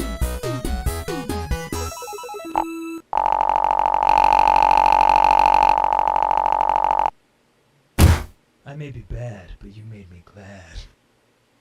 I may be bad, but you made me glad. I can do it. You in the secret hole ending, that's a sweet call back. The little pocket knife. I don't know about the cult ending, but you're gonna have to tell me. Bro, this dude is a murderer. He's not a murderer. He's just misunderstood. I can fix him. It's a beautiful night and the air smells so fresh, so I decided to take a long way home. I casually strolled through the neighborhood, taking the sights and sounds of the suburban city on low crime rates and wide walkable sidewalks at night. As I approached the bar, I can hear patrons inside cheering. Oh, I bet the game is on. I wonder if my team is playing. A drop of water hits my head, and it's now a lot of drops of water. It's pouring rain. Maybe I should wait inside. I ordered a beer from the bar and settle in. It turns out my team isn't playing tonight, but I can certainly enjoy the game regardless. The bar is unusually crowded for the feeling of the camaraderie over a shared... Ooh, we're going to walk Mary home. Share a love for the game. Makes me smile. Sports are nice. Moon's going to join him in the killing spree. There you go, Terry. Your girl's here. I look over into the corner to spot none other than Mary sitting alone in the corner of nursing a cocktail. Something about her seems different this time. Now that she's by herself and not hanging off with some younger guy, she looks so sad.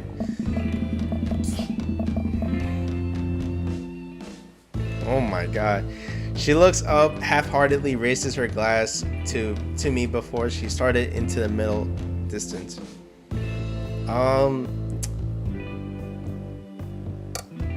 Say hi. I decided to go to say hello. I walk over to her booth. She doesn't look up. The seat taken? She still doesn't look up. I take a seat anyway. She finally notices me. Hey, sailor. Hey, sailor. What? Hey, cowboy.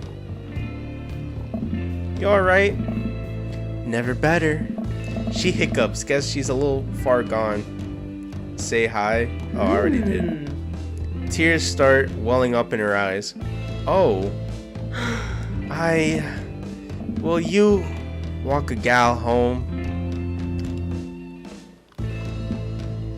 I slide out of the booth. Seems like Mary's having some trouble getting up. I reach out a hand to help her, but she waves me away. I got it. Gotta go here. Getting banned. She clearly does not got it. You know what? Hang out here for a second. Yes, we get to walk her home. Yes, I walk over to the bartender and pay Mary's tab. Hey, I don't know if you remember me, but I live in Mary's cul-de-sac, and I'm just making sure she gets home safe tonight. I know you. Yeah, it's nothing weird. Just she usually has one of the bar staffs walk her home, but I trust you. She doesn't go home with. I don't really want to say it. One of the guys she met? Nah. Ain't her thing. Huh? I heard back at the booth, Mary stumbles out of her seat directly into my arms. I think this only happens when you're romance Robert or the goth dad. Interesting. It's still raining a little bit. I take off my coat and hold it over Mary's head. Such a gentleman. Let's get you home. Mary and I walk in silence up the street towards the cul-de-sac. I have no idea what to say to her, for the fear that she might hit on me or not. What did the bartender mean by ain't her thing? Sorry you had to see me like this. It's not usually... I know Joseph doesn't like it when I just... Sorry. It's alright. I'm sorry if I'm ever mean to you. It's Alright. No, it's not. No, it's not. I'm just having a really... Forget it. As we... Golly's uterus. As we get to the cul-de-sac, I feel Mary's starting to slow down. By the time we ride her at the doorstep, she pulls away from me. Wait, can we just... Hold on. What's wrong? How about another drink? For old time's sake. Come on, Mary, it's bedtime. Mary looks at me up and down and gives me a half smile. Hey. You're right. She pulls me close for a hug, holding on me for a little longer than feels appropriate. She mumbles into my chest. Huh? You're a good kid. Thanks for the company. Hmm? Mary gives me a pat on the back, straightens out her sweater, and walks the rest of the way into the front door herself. Huh? Dang. Sounds like the relationship isn't good as it's supposed to be. Welcome. You got dads! Alright, yo. Wow, wow. We might be actually like can do a side story. Let me save, bro. Are you serious, bro? Mary walks home. Mary walks home. I kind of want to save Mary walks home. Let's just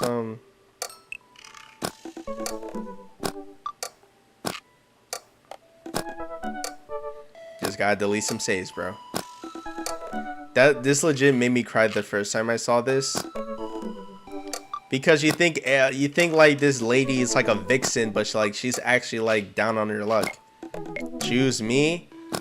I give dedicated streams to the dads. I'm sorry, no sir.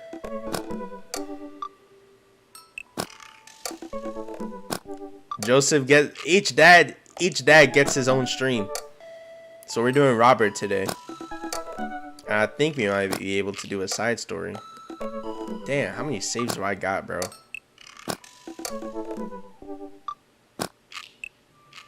So Joseph is gonna get his own stream.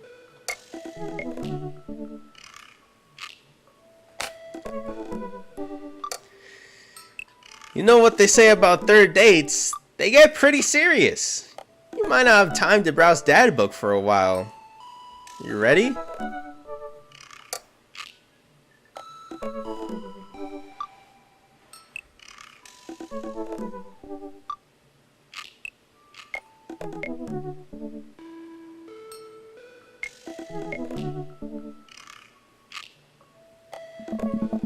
I haven't spoken to Robert since that night. We drove out his thingy spot. He seemed unusually somber, like more so than the usual amount of somber that Robert is.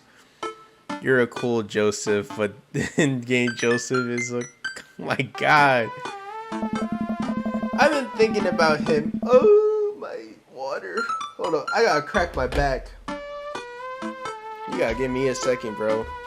I'm so sweaty, bro. It's actually disgusting. Hold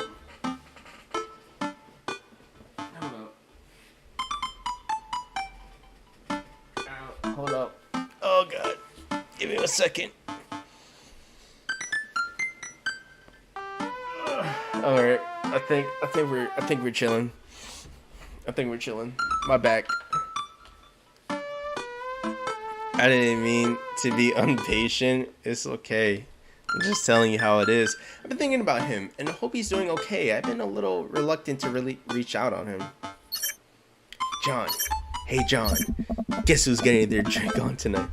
I took a look at that book and there's a flurry of them from Robert. Yes, it's you. Also, but also me, but mostly you. I'm gonna just say, yeah, dude. Let's head back to Robert. Robert, buddy, tonight we ride. Yes! Maybe at Jimmy Kim's at 8 p.m. I think that's how Robert would actually just... Robert's adorable. Not that I'm unappreciative, but I think this is the first time that Robert given me more than an hour's warning before hanging out. Amanda! Amanda pops her head into the hallway. Music I don't recognize blaring from her room. What's up? I'm hanging out with Robert later tonight. Oh, okay, cool. Robert, who is my friend. I have friends. I'm happy for you, Dad. People enjoy my company, Amanda. Ugh. Dad, I'm so happy for your continued development as a human being. My memory on this day is spotty when it comes to the right choices. Sorry in advance. We're just gonna save and try again. It's alright. What are you listening to? Sad shit. I'm gonna just sound Amanda Link. You know what? You're an adult now. I give it an earnest effort for all 18 years of your life going forth and swear. Fuck yeah! I really hope I don't regret this later. Amanda goes back into her room, turns up the volume of her sad shit.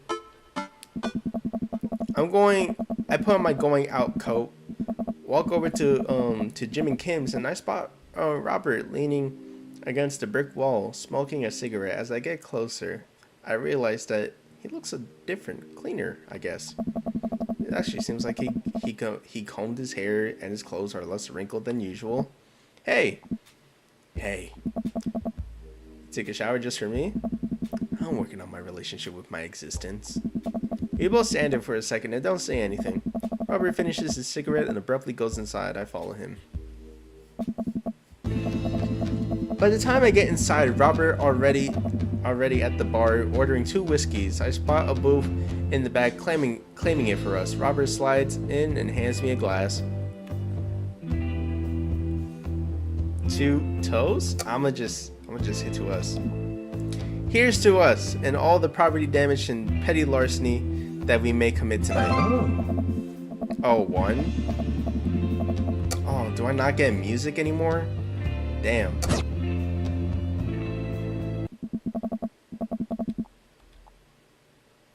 Now I have to put in my own music. What's a... Damn, I'm trying to think. No,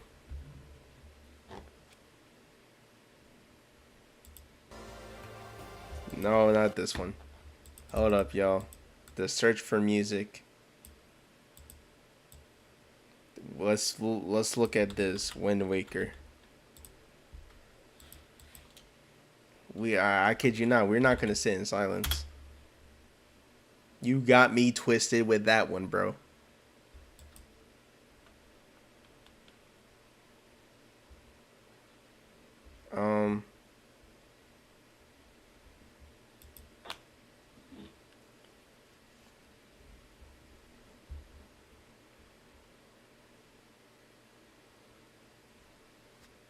Can you load faster, please? Nope. But we're getting there though. Outlet Island. Outset Island, I mean. We can't sit. Fly in the Freedom. I did see you start Sonic Adventure 2. Yeah, I did. Okay, why is this fancy? I have to go, but it's nice seeing you. I'll be in your full time tomorrow. Bye. Then you moon live. You have a good night, Joseph. You have a good night. I fly into Freedom. I did see you start Sonic Adventure 2. I did see. Is that a song? Hold up. I did start. I love Rouge's theme. Hold up. If it's Rouge.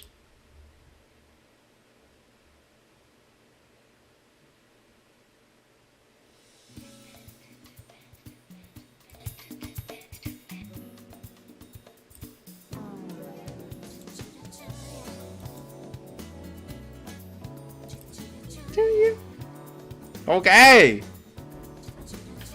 To you. Here's to your continued existence. We clink whiskeys and I watch him sip his. Rather than his traditional... Woo!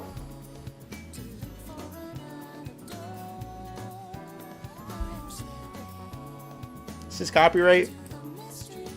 No, sir.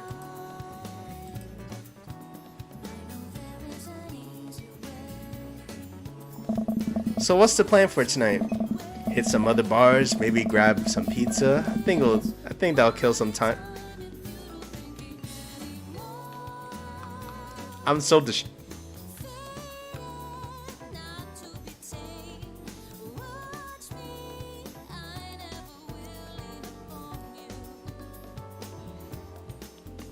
You did not have to hit me with this power 5 screen universe. It's definitely. I'm sorry, we're gonna have to change this because like that's way too bumping. That's way too bumping. That's a little too bumping. That's a little too bumping. You are bumping. That's a little too bumping. That's a little. Whew, that's a little too much. That vocals good. I'm not even gonna pay attention to the dialogue. Let's look at FFF15.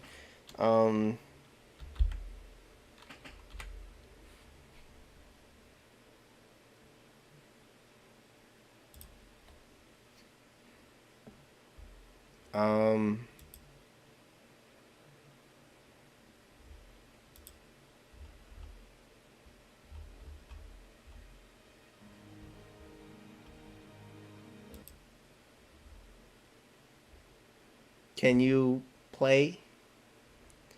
Can you play, sir? It does not want to play. You know what? You know what? F it. F it, F it, F it. There we go. Actually, this one's better. There you go. There's Delfino Plaza. It's definitely not as fun as an abandoned if it's abandoned. Hey. Mary pops over and back at the booth. A glass of wine in her hand. She punches Robert in the shoulder. Where was my phone call? Sorry. Figured you were busy sinking your teeth into some poor sap. This is not the right music, but we're just gonna roll with it. I am. Here. He's right here. This man... Terry doing the works is playing Master Duel, bro. I looked around the booth and to see a guy sitting across from her, he waves meekly. You're replacing me with the new kid? Mary, I could never replace you, whether I wanted to or not. Mary leaves her booth and slides in next to Robert. The guy she was sitting next to, mildly relieved, she eyes Robert clean pressed clothes up and down suspiciously. What? Do you have a court date or something?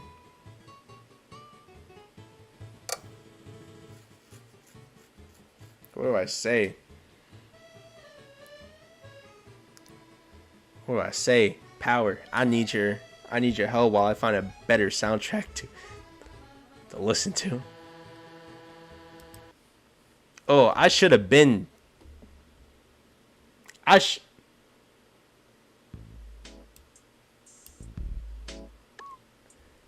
should have been put Animal Crossing, bro.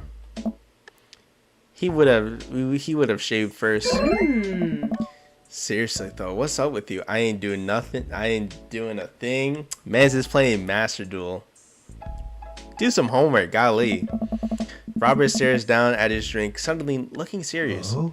It's Pappy. Doctor said he has cirrhosis of his liver. I told the old bag of bones to quit it with the sauce, but it's all he ever's known, especially since Ma's gone. That's why I invited you out tonight. Just didn't want to be alone. Oh, come on. John, don't be an asshole. You know the one thing Robert doesn't joke around is about his Pappy. Whoops. They're giving him 2 months. I gotta straighten him out his affairs.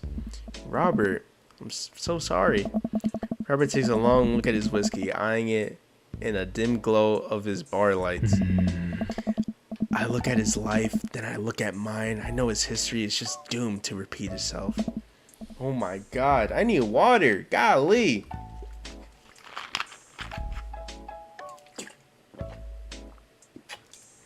You cannot.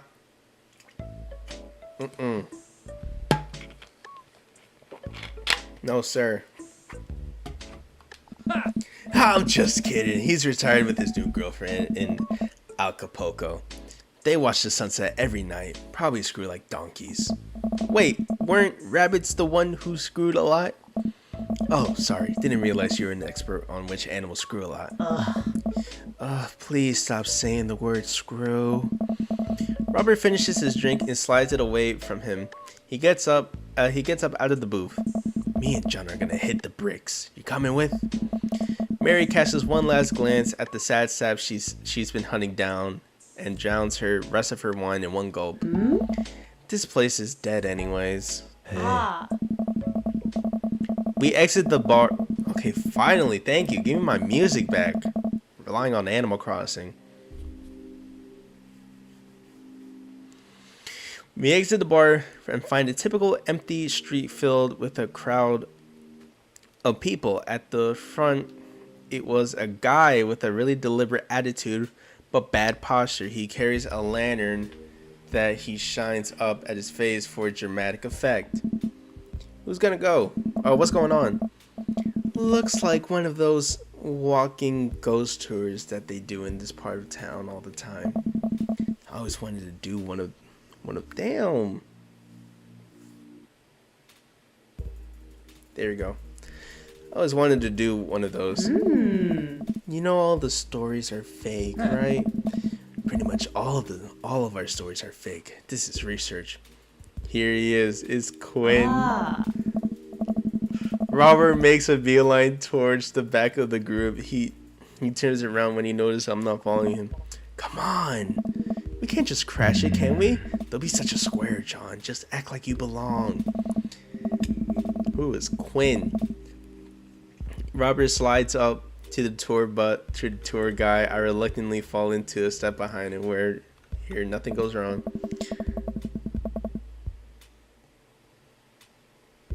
This is Quinn. Oh my god. Okay.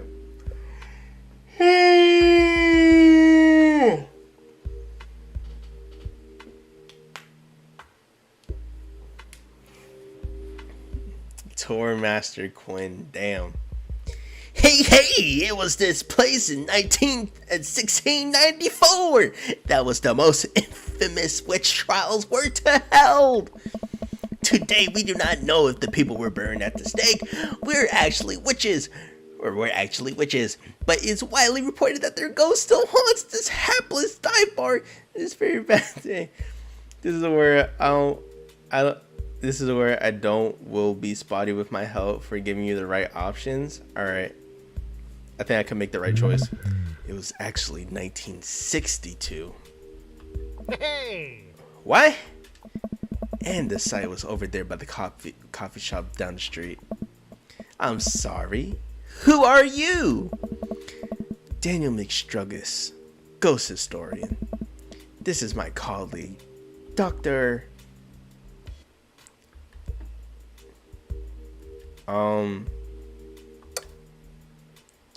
Italian realism. I think no 80s. Yeah. Dr. Loomis, paranormal investigator extraordinaire. We're touring America's most haunted locations at research for our new book. You may have heard of our guest cameo on Paranormal House Hunters Extreme Edition. A couple of people in the group started nodding. Man, Robert's good at this. Are you guys part of the group? I don't remember seeing you at the first stop. We like to keep a low profile. Easier to catch ghosts that way. Oh. They definitely been here. Been standing next to them the whole time. Thank you, random lady who I do not know. As I was saying, epicenter of paranormal activity can be found at the Coffee Spoon over there. The man who runs it been plagued by hunting since he signed the lease. Damn near driven him mad. This won't be the last we see of Quinn. But whatever you want to say is cool. It's your tour. Hey, Man, didn't know that about Matt. Wait, Robert's making this up. The rest of the tour group listens intently to Robert's every word. I think the tour guide can tell he's losing the group. He seems to be getting frustrated. Alright. Thank you for contributing the knowledge, Mr. Mischuggis. Let's move on to the next haunted location. Robert, Mary, and I follow the group down the street. That tour guide's shirt is cool. Yeah, everyone in the group gets one if we make it to the final location. Is that Mary? I turn to Robert and grab him by the shoulders. I need that shirt. Mm-hmm. Well, guess we're in it for the long haul. Just follow my lead. Don't arouse too much suspicion, and we'll have those ghost shirts in no time. Our group arrives at an old, decrepit colonial-style house. That's the good stuff. A quick pause in our tour. My name is Quinn, and most people on the Ghost Tour circuit call me Tour Master Quinn. I'm a DJ, trivia master, and a part-time actor. I do private ghost hunting events, birthday parties, MC bar mitzvahs, and perform traditional venue villain mine work. Tour Master Quinn gives out a lot of headshots to us. His resume is on his back. The hard thing about this is that the choices from here on out need to be consistent. Got you. Stage combat experience. Anyway, here's a little bit of history. The way that the whole noted American author Dorothy Penbridge, whose pose a wild popular in the late 19th century. It was in the attic of the very home that she wrote such a classic as the Diaries of Victorian Mistress Lady Fitzwilliam's Courtship and the Ghosts of the Sea Captain Reginald Barclay. She unfortunately died to consumption too shortly after the turn of the century, but some people have reported that on some nights you can see the light of the attic, where the ghost of Miss Penbridge continues to work on her latest bestseller. I guess you could say she was consumed by her work. It's not funny when it's not from the dads. I'm so sad.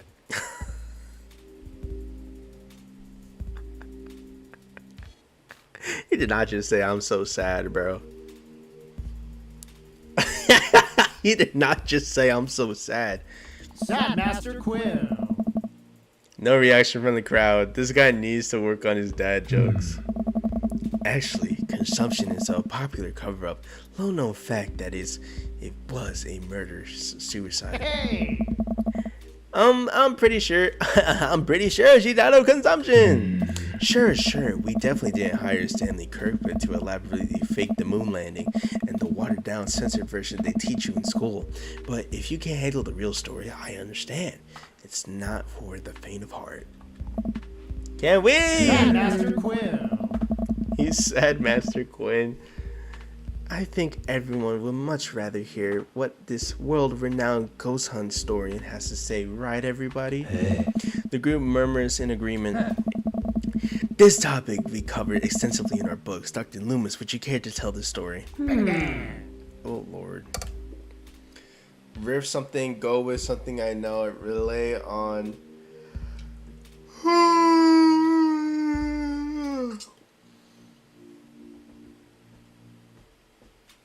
Oh my god. So you don't know? Okay, so these need to be consistent. So go with something I know. I'm just in the 19th century, Dorothy Penbridge was credited for protecting New York City with a potentially world-ending paranormal forces. Despite her success, her ragtag group of ghost hunters were disbanded by the government officials. However, after learning about the ghosts of Figo the Capurin have taken an interest in her son, her and her ghost-busting friends launched a mission to defeat the ghosts and once again save New York City. Hey, that isn't a plot to... Nope, it's not. The tour guide sees this opportunity to take back the group and address us to some razzle-dazzle. Aha, what an interesting story. Come on. Now, did she just say come on, bro? Now that I want everyone to know what the next location is extremely terrifying. If anyone thinks that they can't handle it, feel free to excuse yourselves. Alright, I'm bored. Mary turns to a young guy looking at his phone and taps on his shoulder. Hey, kid. Fancy buying a gal a drink? The guy looks up at her and smiles. Only if the bar is haunted. Honey, I can show you the most haunted place in town. I think I could exercise. That's so bad. I think I could exercise your demons if that's what you're looking for. Hey. Write checks your dick can't cash. Wow, she really said that. Thank you for not making me say that. His eyes go wide. Mary salutes me and Robert. She suddenly pulls me into a hug and murmurs into my ear. When you know Robert as long as I have, you know when something's wrong. Keep an eye on him for me tonight, will? Okay? Sure, Mary. Good man. Mary Pat Terry would be wilding if he saw Mary flirt game, right? It's too bad he's not here. Hey. Take it sleazy, fellas. God help that poor soul. Mary or the kid? Both. Hey.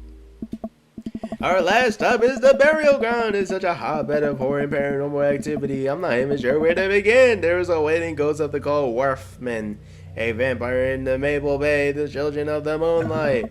What about the Dover ghost? By this point, the tour guide is completely irritated with us. What about it? Oh, nothing.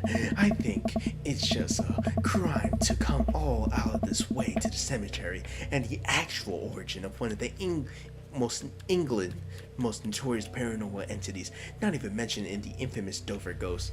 This is the hard part now. That's not a real thing. This is absolutely not a real thing. I think someone needs to brush up on their paranormal. I heard my girl was doing something. You should have heard her flirt game, my guy. It's too bad you were playing your wrinkly dinkly Duel Links. I know tons of paranormal history. I know every ghost story in this area. I can guarantee that you don't know this one. Robert looks at... I know that's not what it said. Robert looks over at me and smiles. Would you folks care to hear the tale of Loomis and I met? No! The entire group shushes the tour guide. Okay, fine, tell the story. Well, it was a dark and stormy night. Oh, I'm gonna save this one. Hey. Way back when I was just... Hey! Alright. Bible salesman, traveling grifter, carnival baker. I'm gonna say traveling grifter. Moving from town to town, always looking for my next mark. It wasn't an easy life, but I had fun. Taking from the rich and giving to the poor. Actually, also taking from the poor. I had to shake a moral foundation. I happened to upon the quiet town of Maple Bay. Quiet by accident. The little did I know, the city has a dark side. Now, about the same time, I just started out as an apprentice to the rather famous ghost hunter, who was an old family friend of mine. I carried the equipment, operated from the EVP machine. All that. Wait. Yes. Who was the famous ghost hunter? Hey. Well, I don't like dropping names, but Georgia Marthras. The tour group gasped. Why are you still hanging out with this murderer? Because I think I can change him. He's not bad. He's just very misunderstood. I can fix him. Alright! Georgia Marthras, she's a legend. You know her? I don't know. Knew her. Amazing woman. Died mysteriously. Miss you, Georgie. Hey. Anyway, we were in the Maple Bay investigating some reports of a strange light and sound coming from the cemetery late at night. Now, we had been warned by an old crypt keeper that this area was highly dangerous, but Georgia, was never one to shy away from an adventure because he's cool and broken. We camped out into the center of the cemetery for 3 nights straight. We endured with your so-called wailing watchmen. Wailing watchmen of the ghost wharfmen? Whatever. Your stupid vampire was a teenager in a mask, but the Dover ghost? Man, tell him, Loomis. I think I know how to fix this cool broken character. I'm calling 911.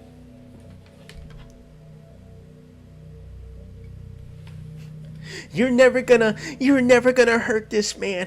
I believe in him. Get out of here. Oh my god, that's funny.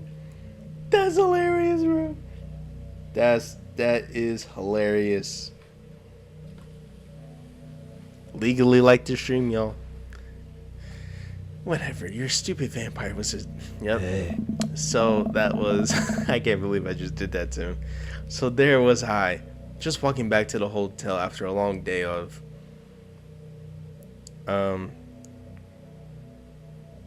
working on a short couple of... He liked that? Was that the bad one? Too? Okay. Classic pigeon dump scam. Putting feelers on a rip deal. I was going to steal a baby. That was probably would have made me rich.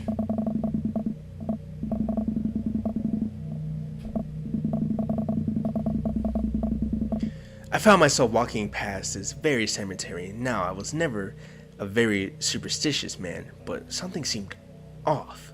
I could hear some of... Oh, that's me.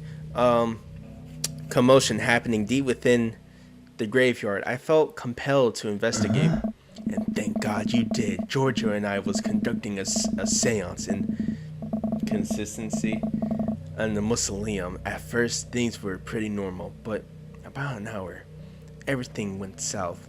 Playing back the EPB meter, we were able to hear a single word. Run! Oh. The air suddenly went cold. Something was very, very wrong. I just knew that we weren't alone. We started to hear a faint, distant scraping noise, like something been dragging across the ground. It got louder and louder until it was deafening, some kind of demented howl. And then I felt it. Something grabbing my ankle. Robert has a whole crowd hook, line, and sinker. You can hear a pin drop. I only cried twice in my life. Once in the birth of my daughter, and the other was when that thing started dragging me.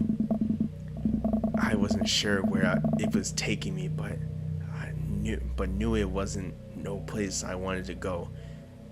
I was sure I was going to die. The moment I crossed past the gate into the cemetery, I could hear this god-awful screeching. I ran into the mausoleum. Mausoleum, whatever it's called. Just in time to see a man being pulled across by the floor. God, to this day, the mere thought of it ties my stomach into knots. It looked like a man, but like... I glanced at Robert. Like someone who didn't know what a man was supposed to look like tried to pull one together. The orange for too long. It glowed. His eyes glowed red. It was like a walking shadow. What I do, what any good person would do. I lunge for... Shoot. What was that fake name again? Daniel McStravis? David McStravis? I think it's Daniel, right? Daniel. I don't want to be wrong. It's Daniel McStragus.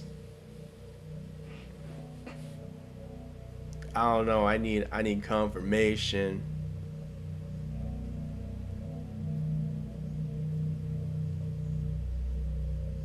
I need confirmation. I think is he only said McStragus.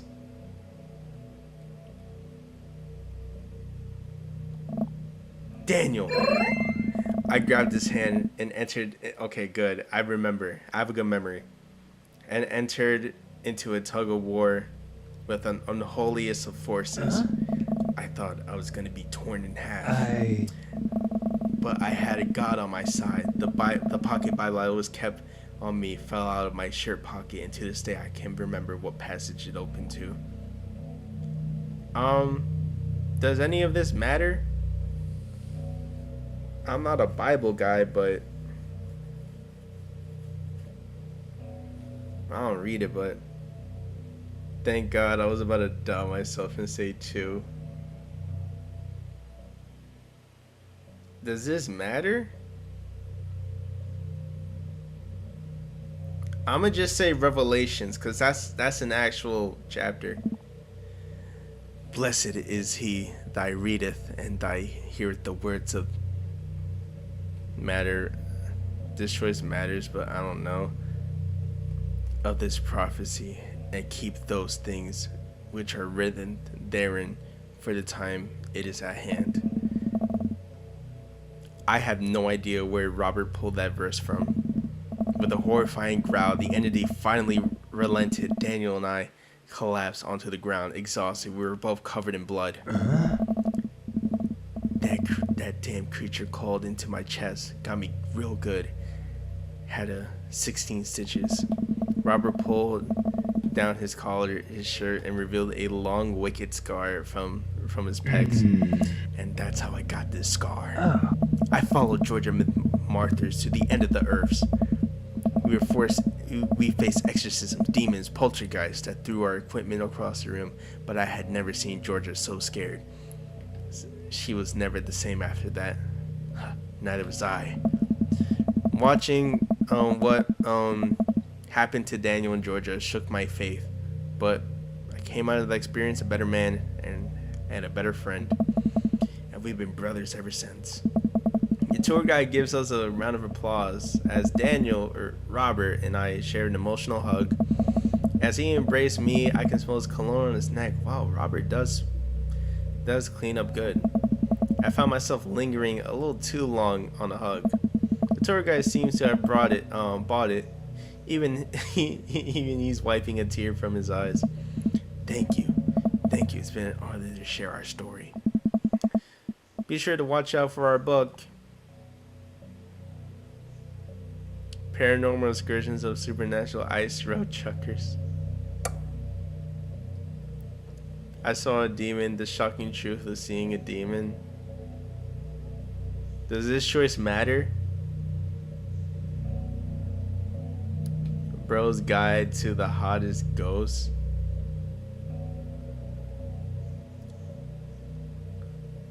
I'm not sure. I saw a demon. The shocking truth. The shocking true story of seeing a demon. I'm thinking this one.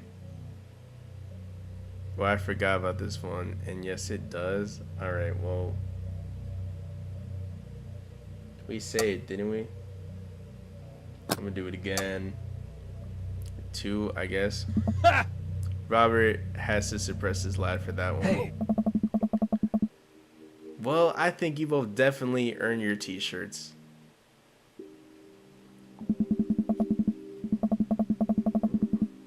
Should I go back and check? I'm gonna go back and check. Even if, man, my music is gonna...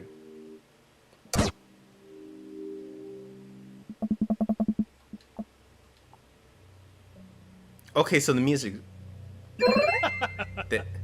Robert had to suppress a laugh at that one. All right. Well, I think you both definitely earned your t-shirts. The tour guide had coveted t-shirts, and he slipped us both his business card, and he leans in close. If you guys ever need a professional actor, balloon, animal artist, Elvis impersonator, a nude model, don't hesitate to contact me. Sup? You got it, buddy. After a couple of tourists take selfies with us, we split away from the group and walk home. That was incredible. I really can't believe that they bought all that. I didn't know you had it in you, John. Excuse me, Dr. Loomis. That bit about the pocket Bible was aces. Although, giving the Dover ghost glowing red eyes was a little cliche. And a Kubrick conspiracy theory bit wasn't. Hey. All part of the character. Well, we got the shirts out of it. Jeez, that was stressful. Stress on my throat, bro. Golly. We arrived in front of the roof. Want to have a drink? I'm gonna just say, is that even a question? Robert, how long have you known me for? Do you really think I would turn down the opportunity to share a fine alcoholic beverage with my treasured friend and accomplice, Mr. Robert Barber Smalls? Oh. If you ever call me Barber again, I will kick you right in the shin. Both of them. Hey. And you can expect an angry phone call from my orthopedist in the morning. Robert. Robert just starts laughing and unlocks his door. I think that's not the right one. I think there's a better one.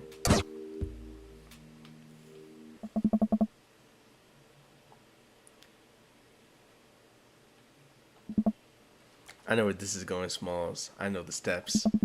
1 second I sip a delicious aged scotch, the next I'm foaming out of my mouth, and you taking over the throne. Hi. Live long the king, baby.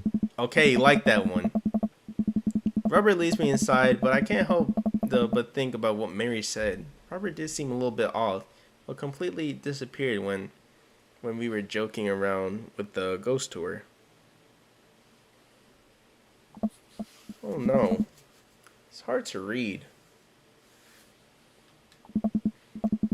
While I'm thinking, I hear claws skittering across the floor. Oh god. It's his pit bull. It's about to be torn to shreds. I shut my eyes and tight and brace for impact. Betsy, hey, be nice. I don't feel anything but tiny paws scratching at my shoe. I open my eyes. It's your puppy. Betsy?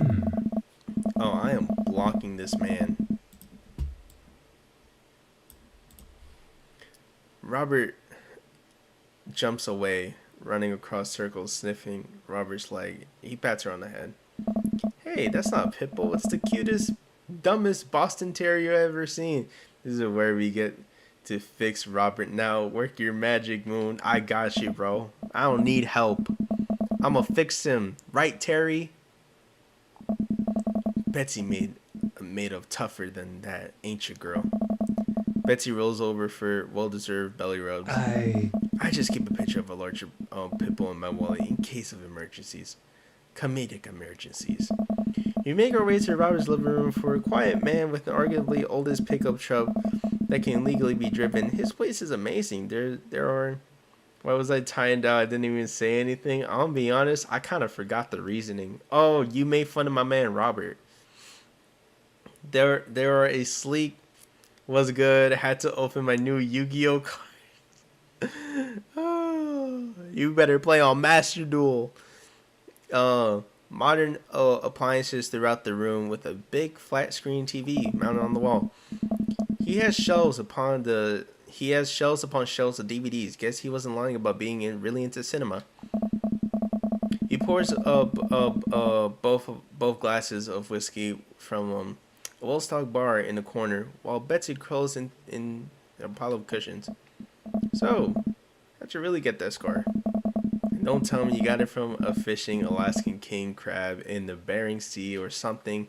You trained me too well.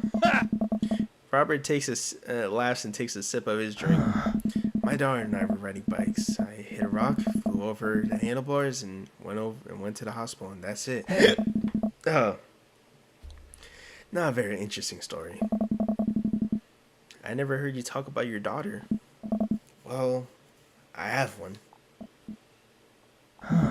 That's her. He points at the picture on the wall of a very serious little girl with dark eyes. Yep, that's definitely Robert's daughter. How old is she? 25, 26. Nah, not too sure. Does she live around here? Whoa. No, Val lives back home in Brooklyn with some new media online magazine. Make bucket stuff. Damn, I'm sitting here watching you play this. Family Guy looking dude pops up on the side. Is that... What? Damn, I'm sitting here watching you play and this family looking dude popped up on the left screen. Is that you? No, sir. I don't know what you're saying about that one. He suddenly seems really serious. I should probably shouldn't press him about it. You like Santana? I'm gonna just say yes. Great.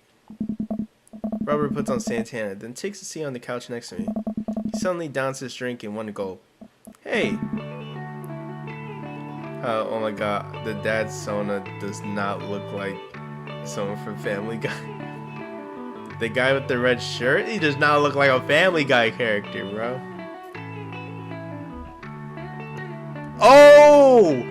Oh, me. Yes, this is me. This is my character that we made in the first part. Yes, I didn't know what you were talking about. I thought you were talking about the dad, but yeah, this John Santa Moon. It's his eyes. Hey, are you alright? Robert leans in and kisses me, the taste of whiskey burning my lips. I'm surprised at first, but slowly relaxes into his arms. He pulls away slightly, his lips barely brushing against my mouth. I am now. I can't say anything, at best managing a sigh. Robert leans in again, kissing me harder. He pulls my butt lip between his teeth, and he's sliding under my shirt. My arm pounds at my chest as he lies us both on the couch and kisses me. This isn't for kids. We moved on. I just wait. It's not that. Robert bites down. I had this. Oh my god! Stop. Robert stiffens up and pulls away. No biting? No, I'm more okay with that. Something's up. Robert runs a hand through my hair and looks away. I'm fine. I've been kind of stressed out, tired, not a bit. He really went for it, bro. He went deep, infinite waters.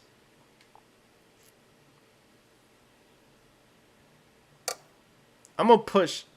Yeah, something's up. Oh my god. I'm gonna push. Listen, I want this as badly as you do, but I know something's wrong. I need to make sure that you're okay. Robert stares at the ground. You don't know me that well, John. I'm not a good person. He takes a deep breath. I spent my whole life only talking and talking and talking. Now here I am, an old broken man sitting on top of a pile of everything I ever taken alone. But I want you to know you don't have to keep hiding those fake stories and act like you don't have feelings. He sighs heavily. It's Val. She's visiting tomorrow. She wants to patch things up. Are you? Get that dong, Moon? Golly. I'm sorry, but is this a bit... No. When was the last time you saw her? 3, 4, I think. Months? Years. I sit up straightly. Jesus, Robert, what happened to you between you two? I don't want to talk about it. Robert and I sit in silence, either of us wanting to look at each other, both of unsure what to do next. Fine. Things were already bad between us. I care about her. I always did. Things just got in the way. Before I knew it, she was leaving for college, wanting nothing to do with me. Marilyn and I moved out to settle down, out here to settle down. We thought it would help to get away from all the distractions, all the money, the drinking. But temptations get you. I tried to be better, but I just couldn't. And then the accident changed everything. I think every day about how she must have died hating me. I never became the better man that she wanted me to be. The one she always saw in me. She was the last thread Val and I had connecting us together. I didn't know that when I lost my wife, I was gonna lose my daughter too. Robert, I spent so much time chasing after things I thought that were gonna make me happy that I ruined my only real chance at happiness. Now my wife is dead and my daughter hates me. And then I convinced myself that this, he gestures vaguely in my direction, was going to make me happy. Why do I even try anymore? I'm so sorry. I know how hard it is to... Dude just had to open his mouth and start asking questions. Could have been... Oh my god, this is a man in pain, Steven. No, you don't. How could you possibly know this feels? You did everything right. Your daughter loves you. You're a good person. I was a terrible husband. I'm an even worse father. I have no idea what she's bothering to contact me. I know I'm just gonna fuck it up like I always do. I'm broken. I shouldn't even go. Robert pulls his head to his hands. Tell him what he needs to hear. Are we gonna sex it up with other dads? Tell him what he needs to hear. Nothing's going to change. Nothing is going to change until you do. Robert pauses. He looks at me. There's a lot of things in my life that I regret, that I wish I could take back or do over, and it hurts so much that I can't. But what I can do, and what you have the privilege of doing tomorrow morning, is to wake up and try to be a better person than you were the day before. Things aren't going to fix themselves tomorrow or the next day, and even patching things up with Valley isn't going to solve all your problems either. But nothing's going to change if you don't. And you can't love anyone else until you stop hating yourself. And you're right, I don't know you that well, but you have the same capacity for good that we all have. And I know you can find it. Valley's giving you a chance. Don't waste it. But, Robert, listen to me. It's going to be okay. But, I leaned over and embraced Robert, pulling him in as tightly as I can. He buries his head in my shoulder, hugging me back. It's going to be okay. I placed a hand on the back of my head and stroked his hair. He shudders. Moon, you need to grow a beard and dye it white? Oh my god. You're gonna have to pay me good money for that, sir. He shudders, then sobs, and I realize that he's crying. Thank you. We stay there for a while, holding each other. We both eventually drift off to sleep. Oh god, no.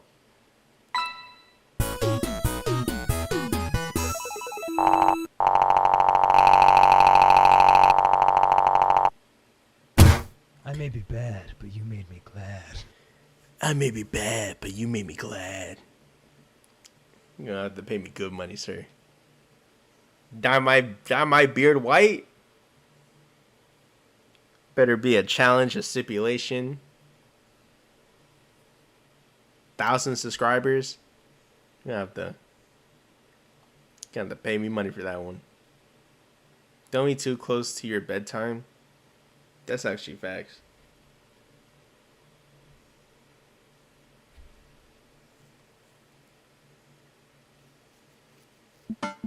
Woo! Oh, can we skip this part? Because I'm a little sad that we didn't get his most saucy quote when you get an S. What was his quote? Because we did get an S rank. Can we skip this part? We already seen this. Alright, gotta be cool, John. Be cool, Amanda. Do it at 245 subscribers. No shots. Hey, Dad. Not to a good start. Something's fishy. Rats. Sorry, Fed. I'm with the feds. Is it okay?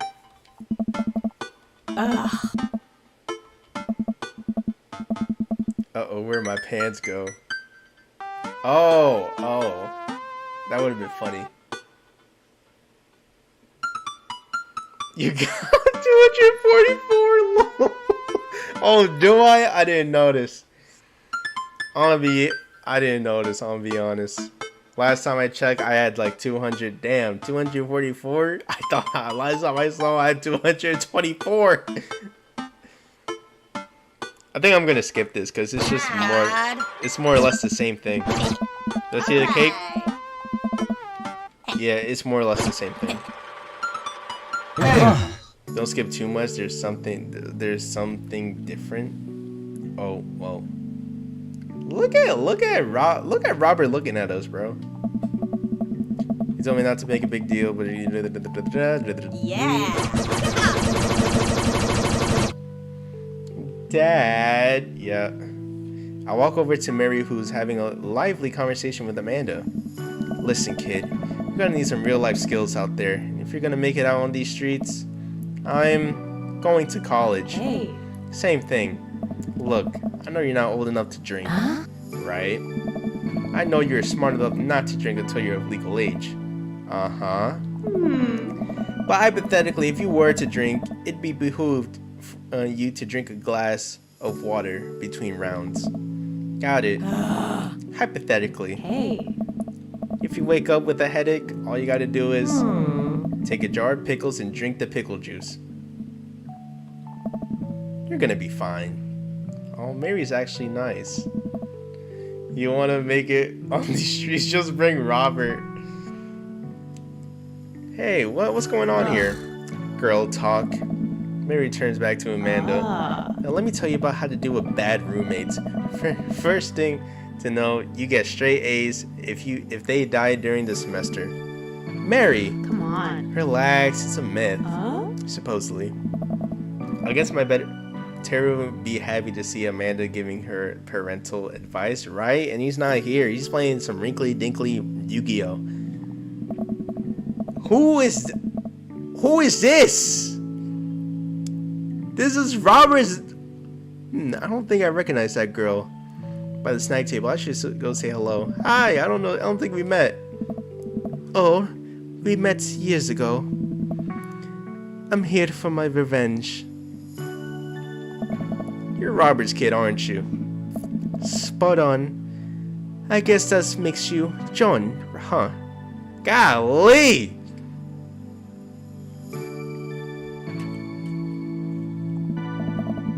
Yeah, it's nice to meet you. I'm glad Robert brought you along. He'd promised that there'd be free food, so it's kinda hard to pass up. And look, I don't know you, but can I get real with you for a second? It's Valerie. I'm not even talking about the Amy Winehouse song.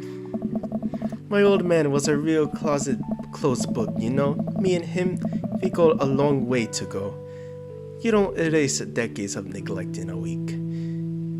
But you sure to get tired of staying angry about it. That's kind of bitterness it poisons you. I think I'm too young for that. Anyways, he's lately been better, a lot better. And between him shaving for once and how much he talks about you, I get the feeling you have something to do with it. So, thank you. Golly, Valerie.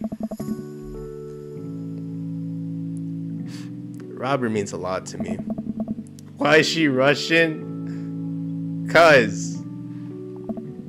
Just keep an eye out while I'm not around, okay? What else?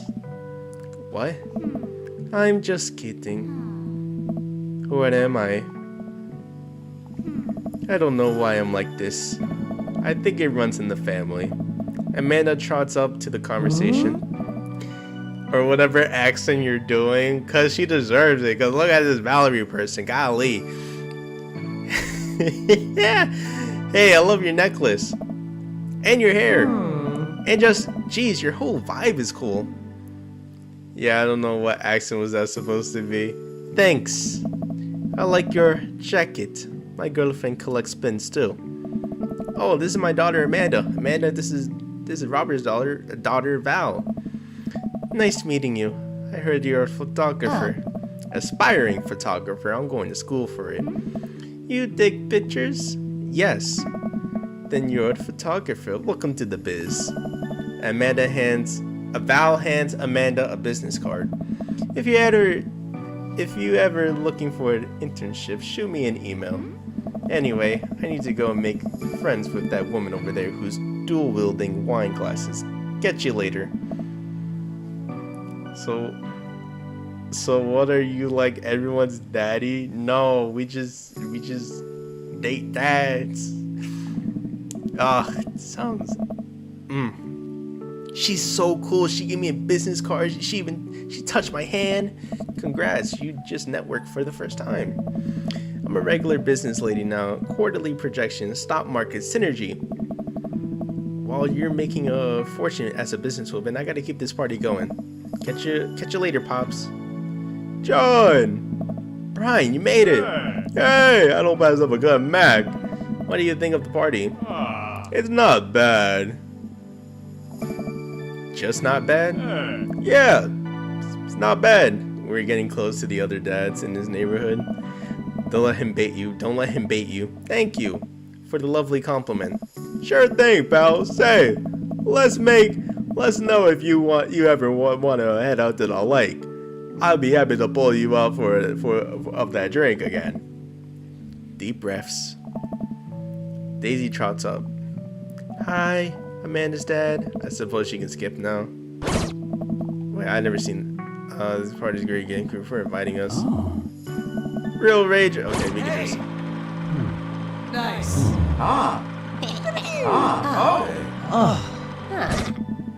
Growing up wasn't easy.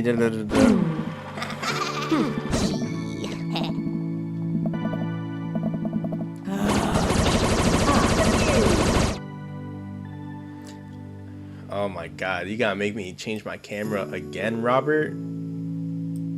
I take a seat next to Robert as the last guest to make their way out of the party. Hey.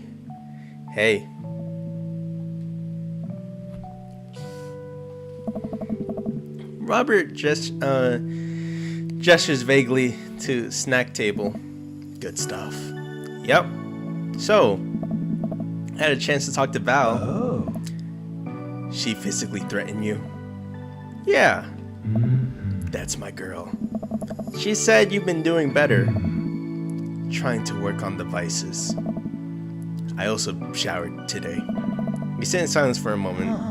You know, every day for me is like a battle against my own self-destructive habits. But lately it's gotten a little easier. Thanks for talking some sense into me. It's hard to get things through my thick skull sometimes, but what you said that night actually helped. I'm glad. I like you, John. I like you a lot. I haven't felt this way about someone in a long time. I leaned in and kissed him for a moment before he pulls away. He takes my hand in his. You're special to me. But I have some stuff I need to work on, emotionally, before I can get anything romantic with you. You deserve better than who I am right now. I need to be my own for a bit. Did we just get rejected?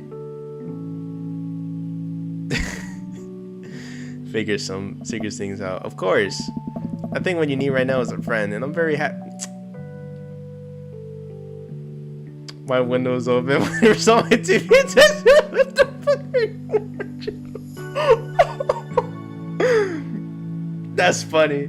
Typical moon rejection. I'm very happy to be. Thank you. That means a lot. That's so funny, bro. No, it wasn't rejection. It was not.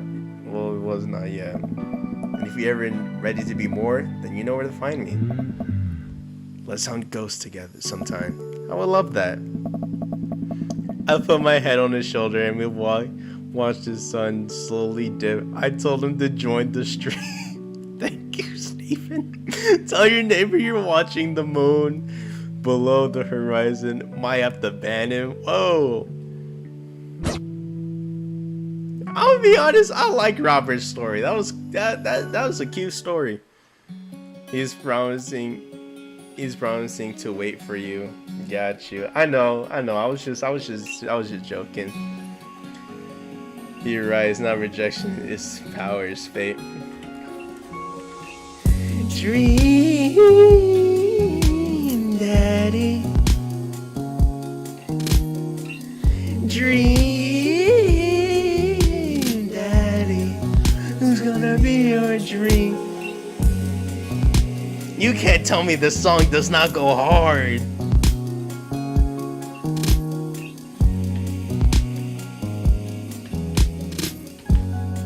Who's gonna be your dream? Thank God this song is on copyright. Dream,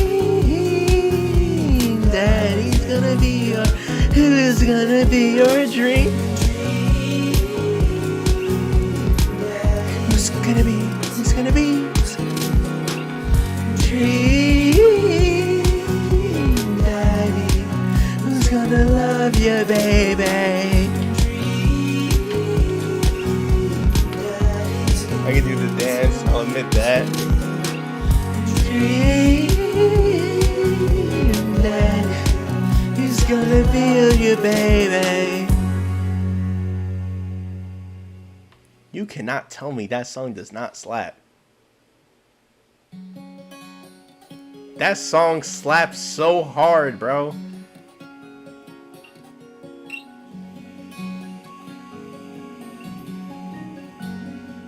Is gonna.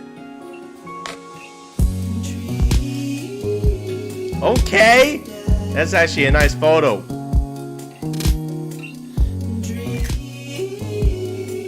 You didn't see that? That's kind of cool, actually.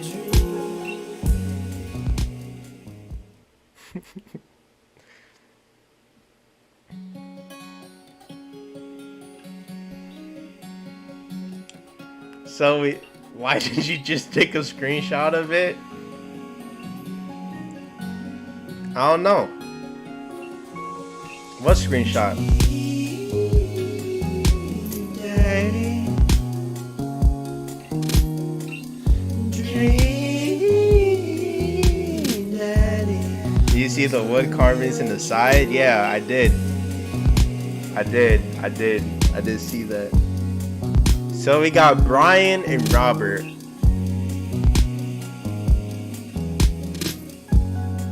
Who's gonna be your dream?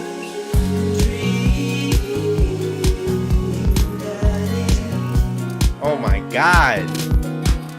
Dream, daddy's gonna be your. Who's gonna be your dream?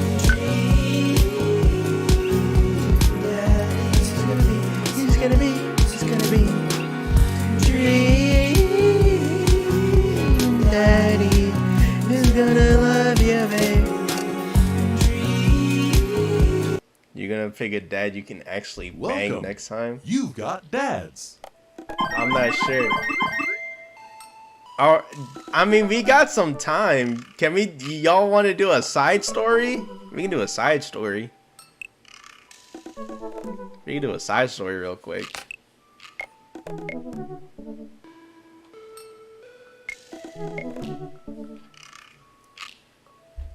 You know, it's 9:52, you know? Wait, how long do these side stories last? Cause like if I'm gonna be here for another hour, I'm kinda cool, you know?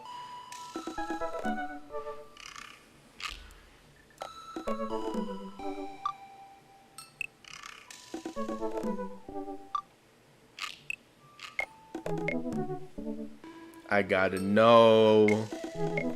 I gotta know.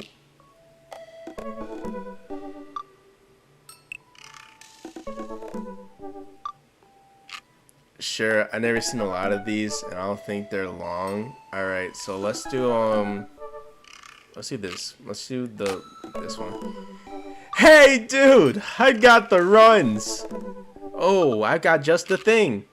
I'll head to the store and grab some real chunky milkshake, cherry licorice, and a book of word jumbles that I can find helpful in a stranger's time of such as these.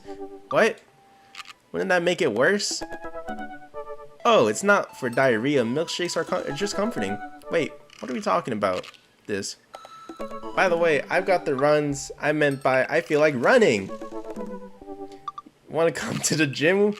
Why do I feel less excited about that than getting you home remedies for diarrhea? Come on, man, it'd be fun. You know what? Sure. When are these, or when are we doing this?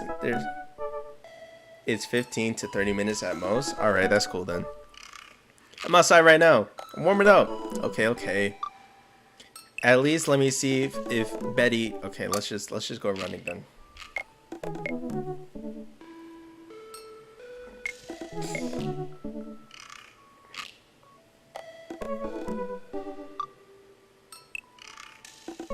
Hey. Oh my god. The gym just installed this new virtual jogging treadmill. It'll feel like we're running outdoors. You can see the other runners on the screen too. Let's try it out together, bro. Other runners? Will I be able to keep up? Dude. Don't worry. We're here to cheer each other on. I'll be right there with you. Nice. Just get the rhythm going. Just keep your heart rate up. And don't overexert yourself. You'll do great. Oh, I'm actually supposed to... Run that, Dad.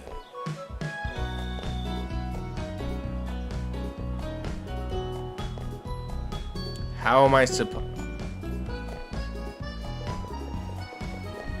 What am I supposed to do? Hey. Why is there a dick emoji?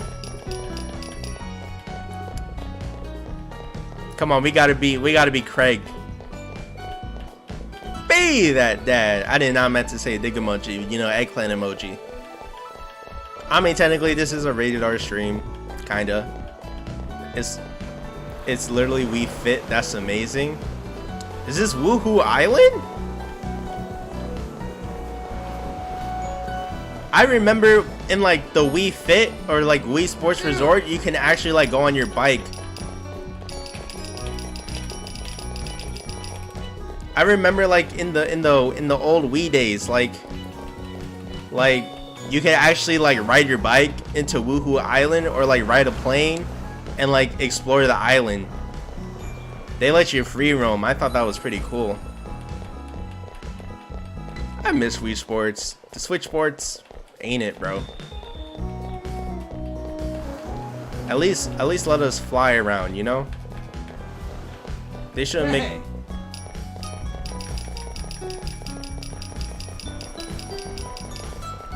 I'm not gonna lie, this is kind of relaxing.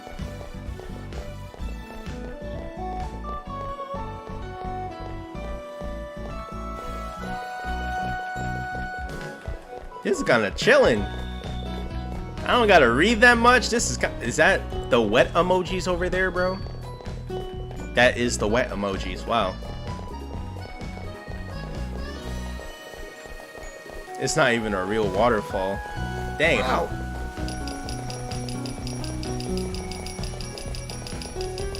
I'm just doing this one-handed, by the way. I'm just doing this one-handed. Your boy Mondo, what's good? What's good, bro? I'm not gonna hold you. You can't. You kind of joined at an interesting game. But how you doing, bro? You having a good night? You having a good day? I'm just trying to know how you're doing. I'm gonna be honest. Oh, Steven OG, bro's just admits he's using his other hand for something. My hand is right here. It's just look. Golly, stop being disgusting while we have a new person here. Maybe this is a substitute for Craig not having a minigame. Don't know if that changes his director's cut. I better get an SS plus. Oh, I said SS plus. Sure.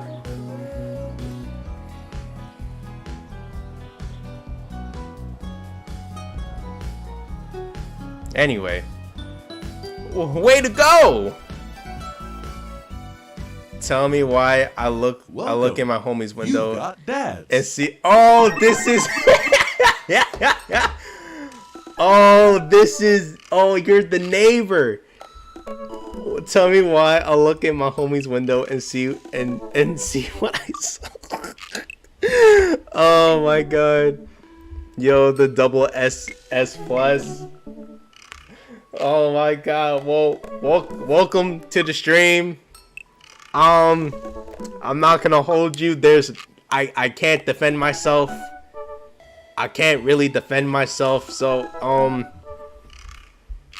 this is just a game, you know. So this is a game about dads. It's a dad dating simulator. I don't know what else to tell you.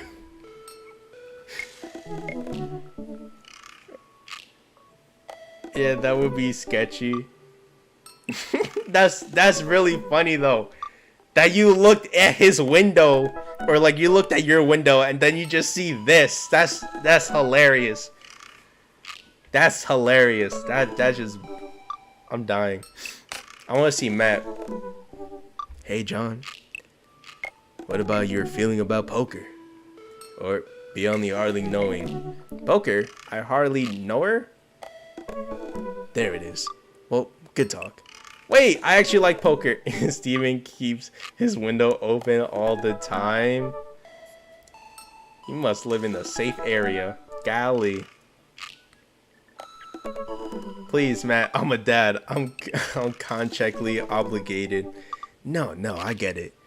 Anyway, we've been playing weekly poker games. And I figured, shh, don't tell him. I figure I should send him an invite your way. That sounds great. Thank you. What? That's such a weird. Okay. Thank you. Bleep. It's the F word. Effing idiot XD. Thank you for subscribing.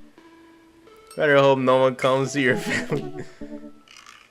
I see some stuff I wish I didn't. Lose that money. And it's Robert too. You damn. You picked a hell of a time to look at his window. No, he's cool. I'll cap for sure. Matt invited me to a poker night at Joseph's house. I'm putting on my going out coat and walk over. Across the way, I spot Matt, who's walking over from his house. His own house. Golly, I can't read. And he's got a case of beer under his arm. Crap. I should have brought something. Hey, man. Oh, that's just hilarious. I'm still laughing about it. Crap. I should have brought something else. It's fine. No worries, man. It's your first time. Just bring a full wallet. Hey, have you brought what the hell was that? Oh wait, I seen this one. This will be good. Mondo Moon says his streams are PG-13. Listen, there's a shift happening on the Moon channel. You know, primarily, you know, I don't curse. It just happens to happen that this game has a little cursing and a little something. It's not my fault. It's the game. Plus, the people wanted this. Don't blame me, Steven. You voted for. I don't know. You voted for this, but years, buddy. Just a nice way to keep in touch with the guys. It's never really a high stakes. Oh, wow. Everybody's here. We pass through the fences enclosing Joseph's backyard. Craig, Brian, and Joseph hover around the patio, drinking beer and chatting. Robert sits. This is more 15 minutes of rating with all this sauciness. Robert sits in a corner, brooding as usual. Oh. John, glad you could make it. So am I. I'm psyched to take all your money. Why did I give him a surfer voice? Just like old times. Greg's the resident shark. We prefer the term person who's good at poker. I'm well aware, Craig's always been suspiciously good at poker. Are you still terrible as you were in college? Hey, I wasn't terrible. I'm not a bad poker. I'm definitely good at poker. Y'all good at poker? Have y'all ever played poker? I never played poker. Everyone stares at me. Okay. 15. Void this looking like a show you can watch at 3 a.m. when your parents are asleep. Adult Swim vibes, Mondo.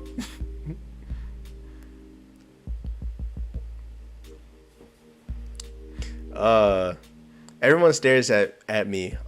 Okay, maybe that was a little defensive. Okay, I'm bad at poker. Right. There's no way you're bad at Joseph. I'm a king of PG-13. I can't just say this ain't PG-13.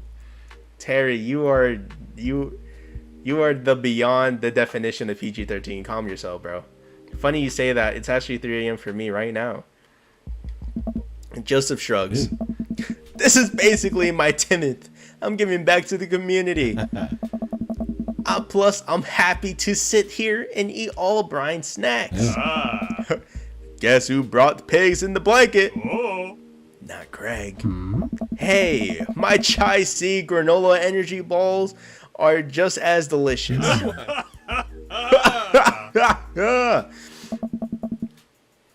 I read baby swears for readers because how PG-13 and do you do that? I don't think so. Man, don't make me ban you again.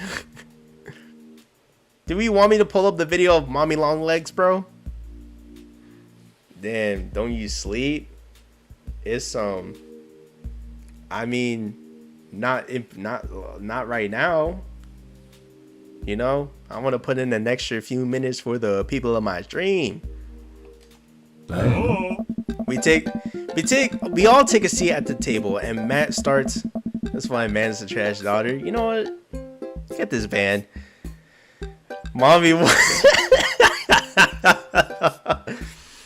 The first couple of rounds go by easily. I'm getting the hang of this. What? He said, "Mommy, what?" But it's obvious that Craig is running the show here. Craig, how did you get so good at this time? It's pretty easy. You just start getting a feel for everyone's tells. Like Matt will scratch his ear. Hey. Brian adjusts his pants when he's trying to lie. No, wait a second. And I think you just loudly announce to the room when you have a good hand. Yep, that's me. What's Joseph's tell? I'll tell you later. Nah, I want to see her. No, you don't. It's not the mommy you're thinking of, Mondo. It's not the mommy you're thinking of. Literally everything that this man is an open book, and he couldn't lie if he tried. Let me put myself over here.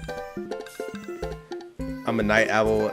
Also, I thought this was gonna end earlier. Me too, but I just wanted to see these side stories. Well, at least I have a god on my side. See? You can't even say that with a straight face. What about Robert? Honestly, this man's an enigma. Oh, you good. I just like my sleep. Oh, I was talking to... Ooh, my bad. I just read every message. Robert races his glass of whiskey and us to solemn statue. I think he wiped the floor with us if he actually tried. I'm just here because I enjoy the company. Robert pulls out his phone and stares at it. Fam, you ain't ending this till I see some mommy long legs.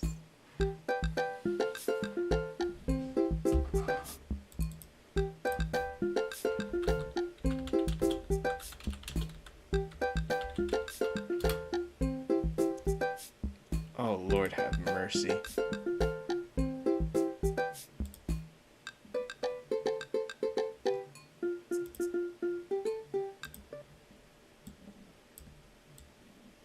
There you go. There's your mommy long legs.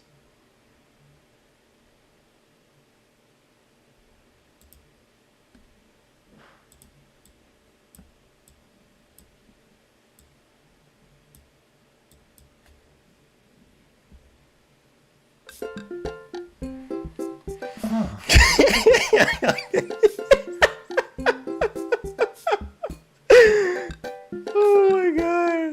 Yeah. I thought she was a real mommy. Oh my god, that's funny. Oh, yeah. Not too. What do you need? Horse speed?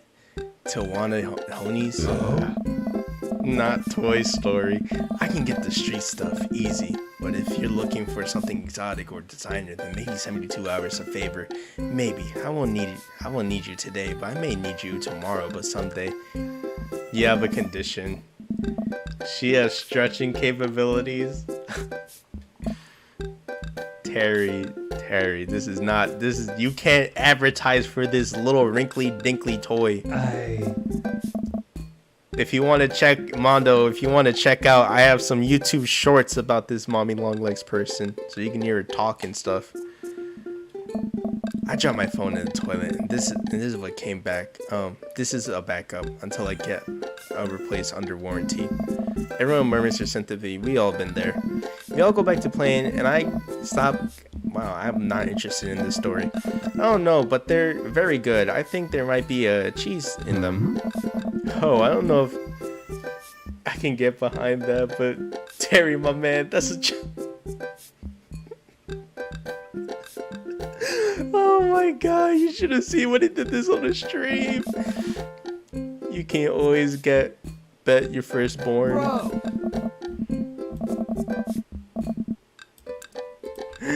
If you think you can handle another one, be my guest. Blair and Hazel are a handful, to say the least. Buddy, do you think 3 kids is a handful? Try 4. I'm operating at 100% dad capacity all the time. What do you do? Just, oh my god. I'm not gonna pull it up. I'm not pulling it up, but just to let you know, he did something that was not PG-13. Someone has a toy fetish. It was not PG-13. It was rated P for incognito. There's a lot of poop in the household right now. Daisy just got one of those while back. One of those nights, you know what? I couldn't care less. I'll be honest. I don't care about this. Why are we talking about poop, bro? So he has this doll for real. I never did anything. All I can say is that toy is not made for kids. You know, he's not. You guys think I'm bad. You have no idea. Well. How's this shop nowadays? Busy as ever. I'm toying with the idea of hiring another person to work the counter. I haven't found a good candidate. If Amanda's looking for a summer gig, let me know. That's real nice of you, but I think she's been burned too badly by coffee shops before. Literally not figured it out. Wait, what? Because she can reach you and all? Why are we talking about this little wrinkly dinkly toy? This is not okay. I'll ask her though. We get down to the first hand of the night. It's Craig by the lead. So what's it gonna take for Robert to give a damn on this round? Robert looks at his half empty glass of whiskey. Do you really want to unleash the beast? Well, now I'm curious. You do you, Terry. I got a long history of being a gambling man, but I only do it if you make it interesting. None of this penny cheap nonsense. I got what is that? A Liddy's 18-year-old blend? I don't even know what that is. Now you're talking my language. I'm about to do her actually, Mondo. You're wild for saying that. He throws his key in the truck. She's seen better days, but she can pull a tree out of the ground. Nope. Myself around until he immediately folds. Deals the card. Bright guy. Are you guys sure you wanna? You heard the man. Deal. You might just want to go down to the adult store. Yeah. So now what you might be thinking, Robert put his old workhorse up for grabs. His only mode of transportation at a time in his life, his only home. How could he be so sure of his capabilities in gambling? I'll tell you right now, Craig. I wasn't always like this. I was a lot like you, smart, talented, cocksure of my own luck. Great biceps, but it didn't last long though.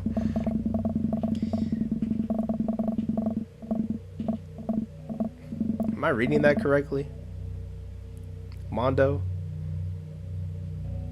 Y'all are crazy? That's what I'm saying. That's what I'm saying, universe. That's what I'm saying.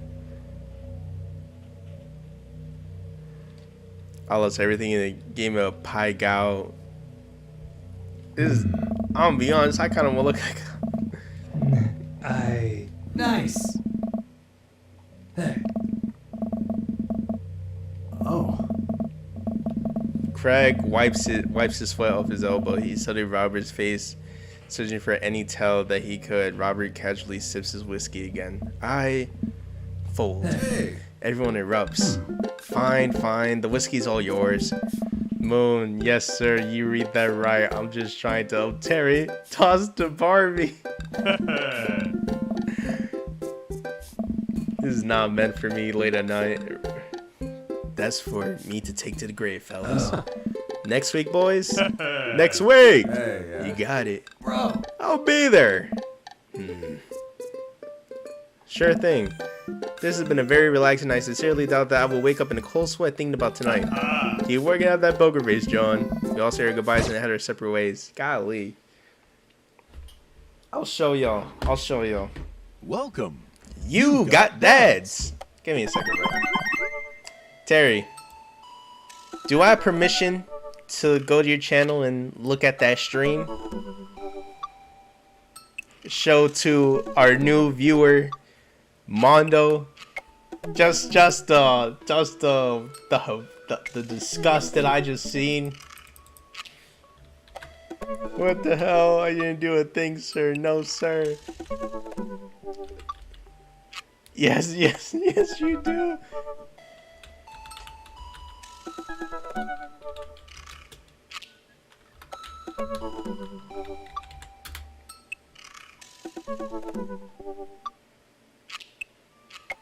I'm PG-13.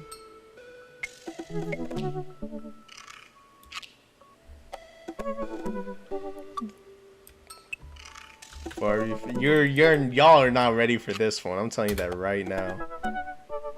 Y'all are not ready for this one.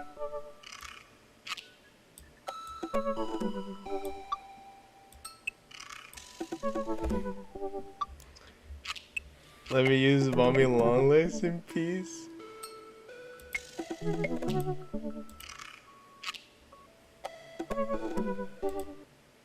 Oh, that's the wrong one. Wrong what? Oh. There we go. Terry. Can I show them? Can I click on this specific video and show them? You don't have my permission. That don't look like my channel.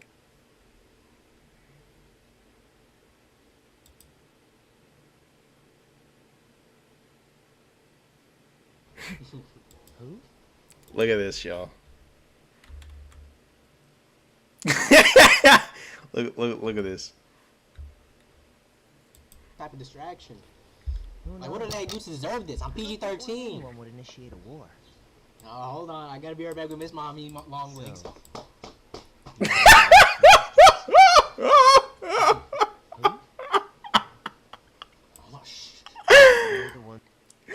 You gotta play both scenes. I'm about to play both scenes right now. I don't wanna know, baby. Oh, Miss Mommy Legs. I gotta Mommy Legs. Oh my God. I'm PG-13. I can't believe I started off this beautiful series like this. No. Terry.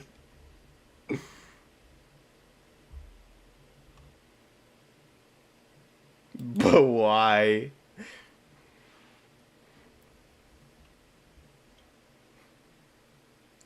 don't know that, man.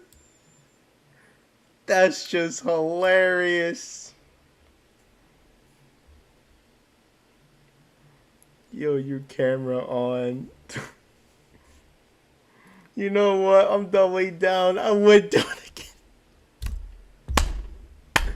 Look at. Oh wait, isn't? Hold on. I'm not even done.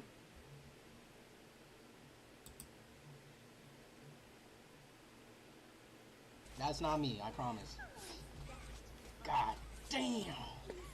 You just smack all the way from here. Look. Oh my god, that's enough. That's enough.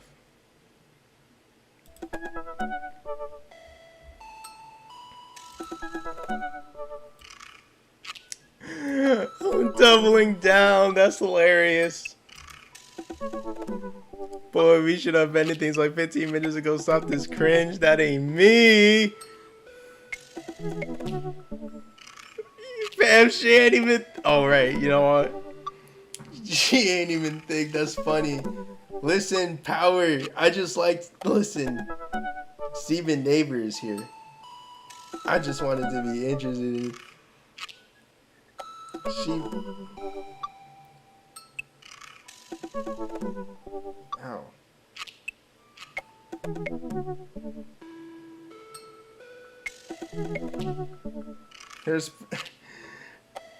Her specifications were made to do something. Okay, wow. Damn, I'm trying to guess. She called her Miss Noodle Nut. Alright. Oh my god, that's hilarious. That's funny. Alright, I gotta... Alright, I think... This is incredible. Okay, you know what? Y'all, if you like this style of content, just like, subscribe, and more. And that's all you gotta do. And if you want to join the Moon Discord server, it's right there in the description below. Anyway, I don't want to give y'all... Real talk, though. Next time, I'll join you. Mooners! Turn to base? Question mark.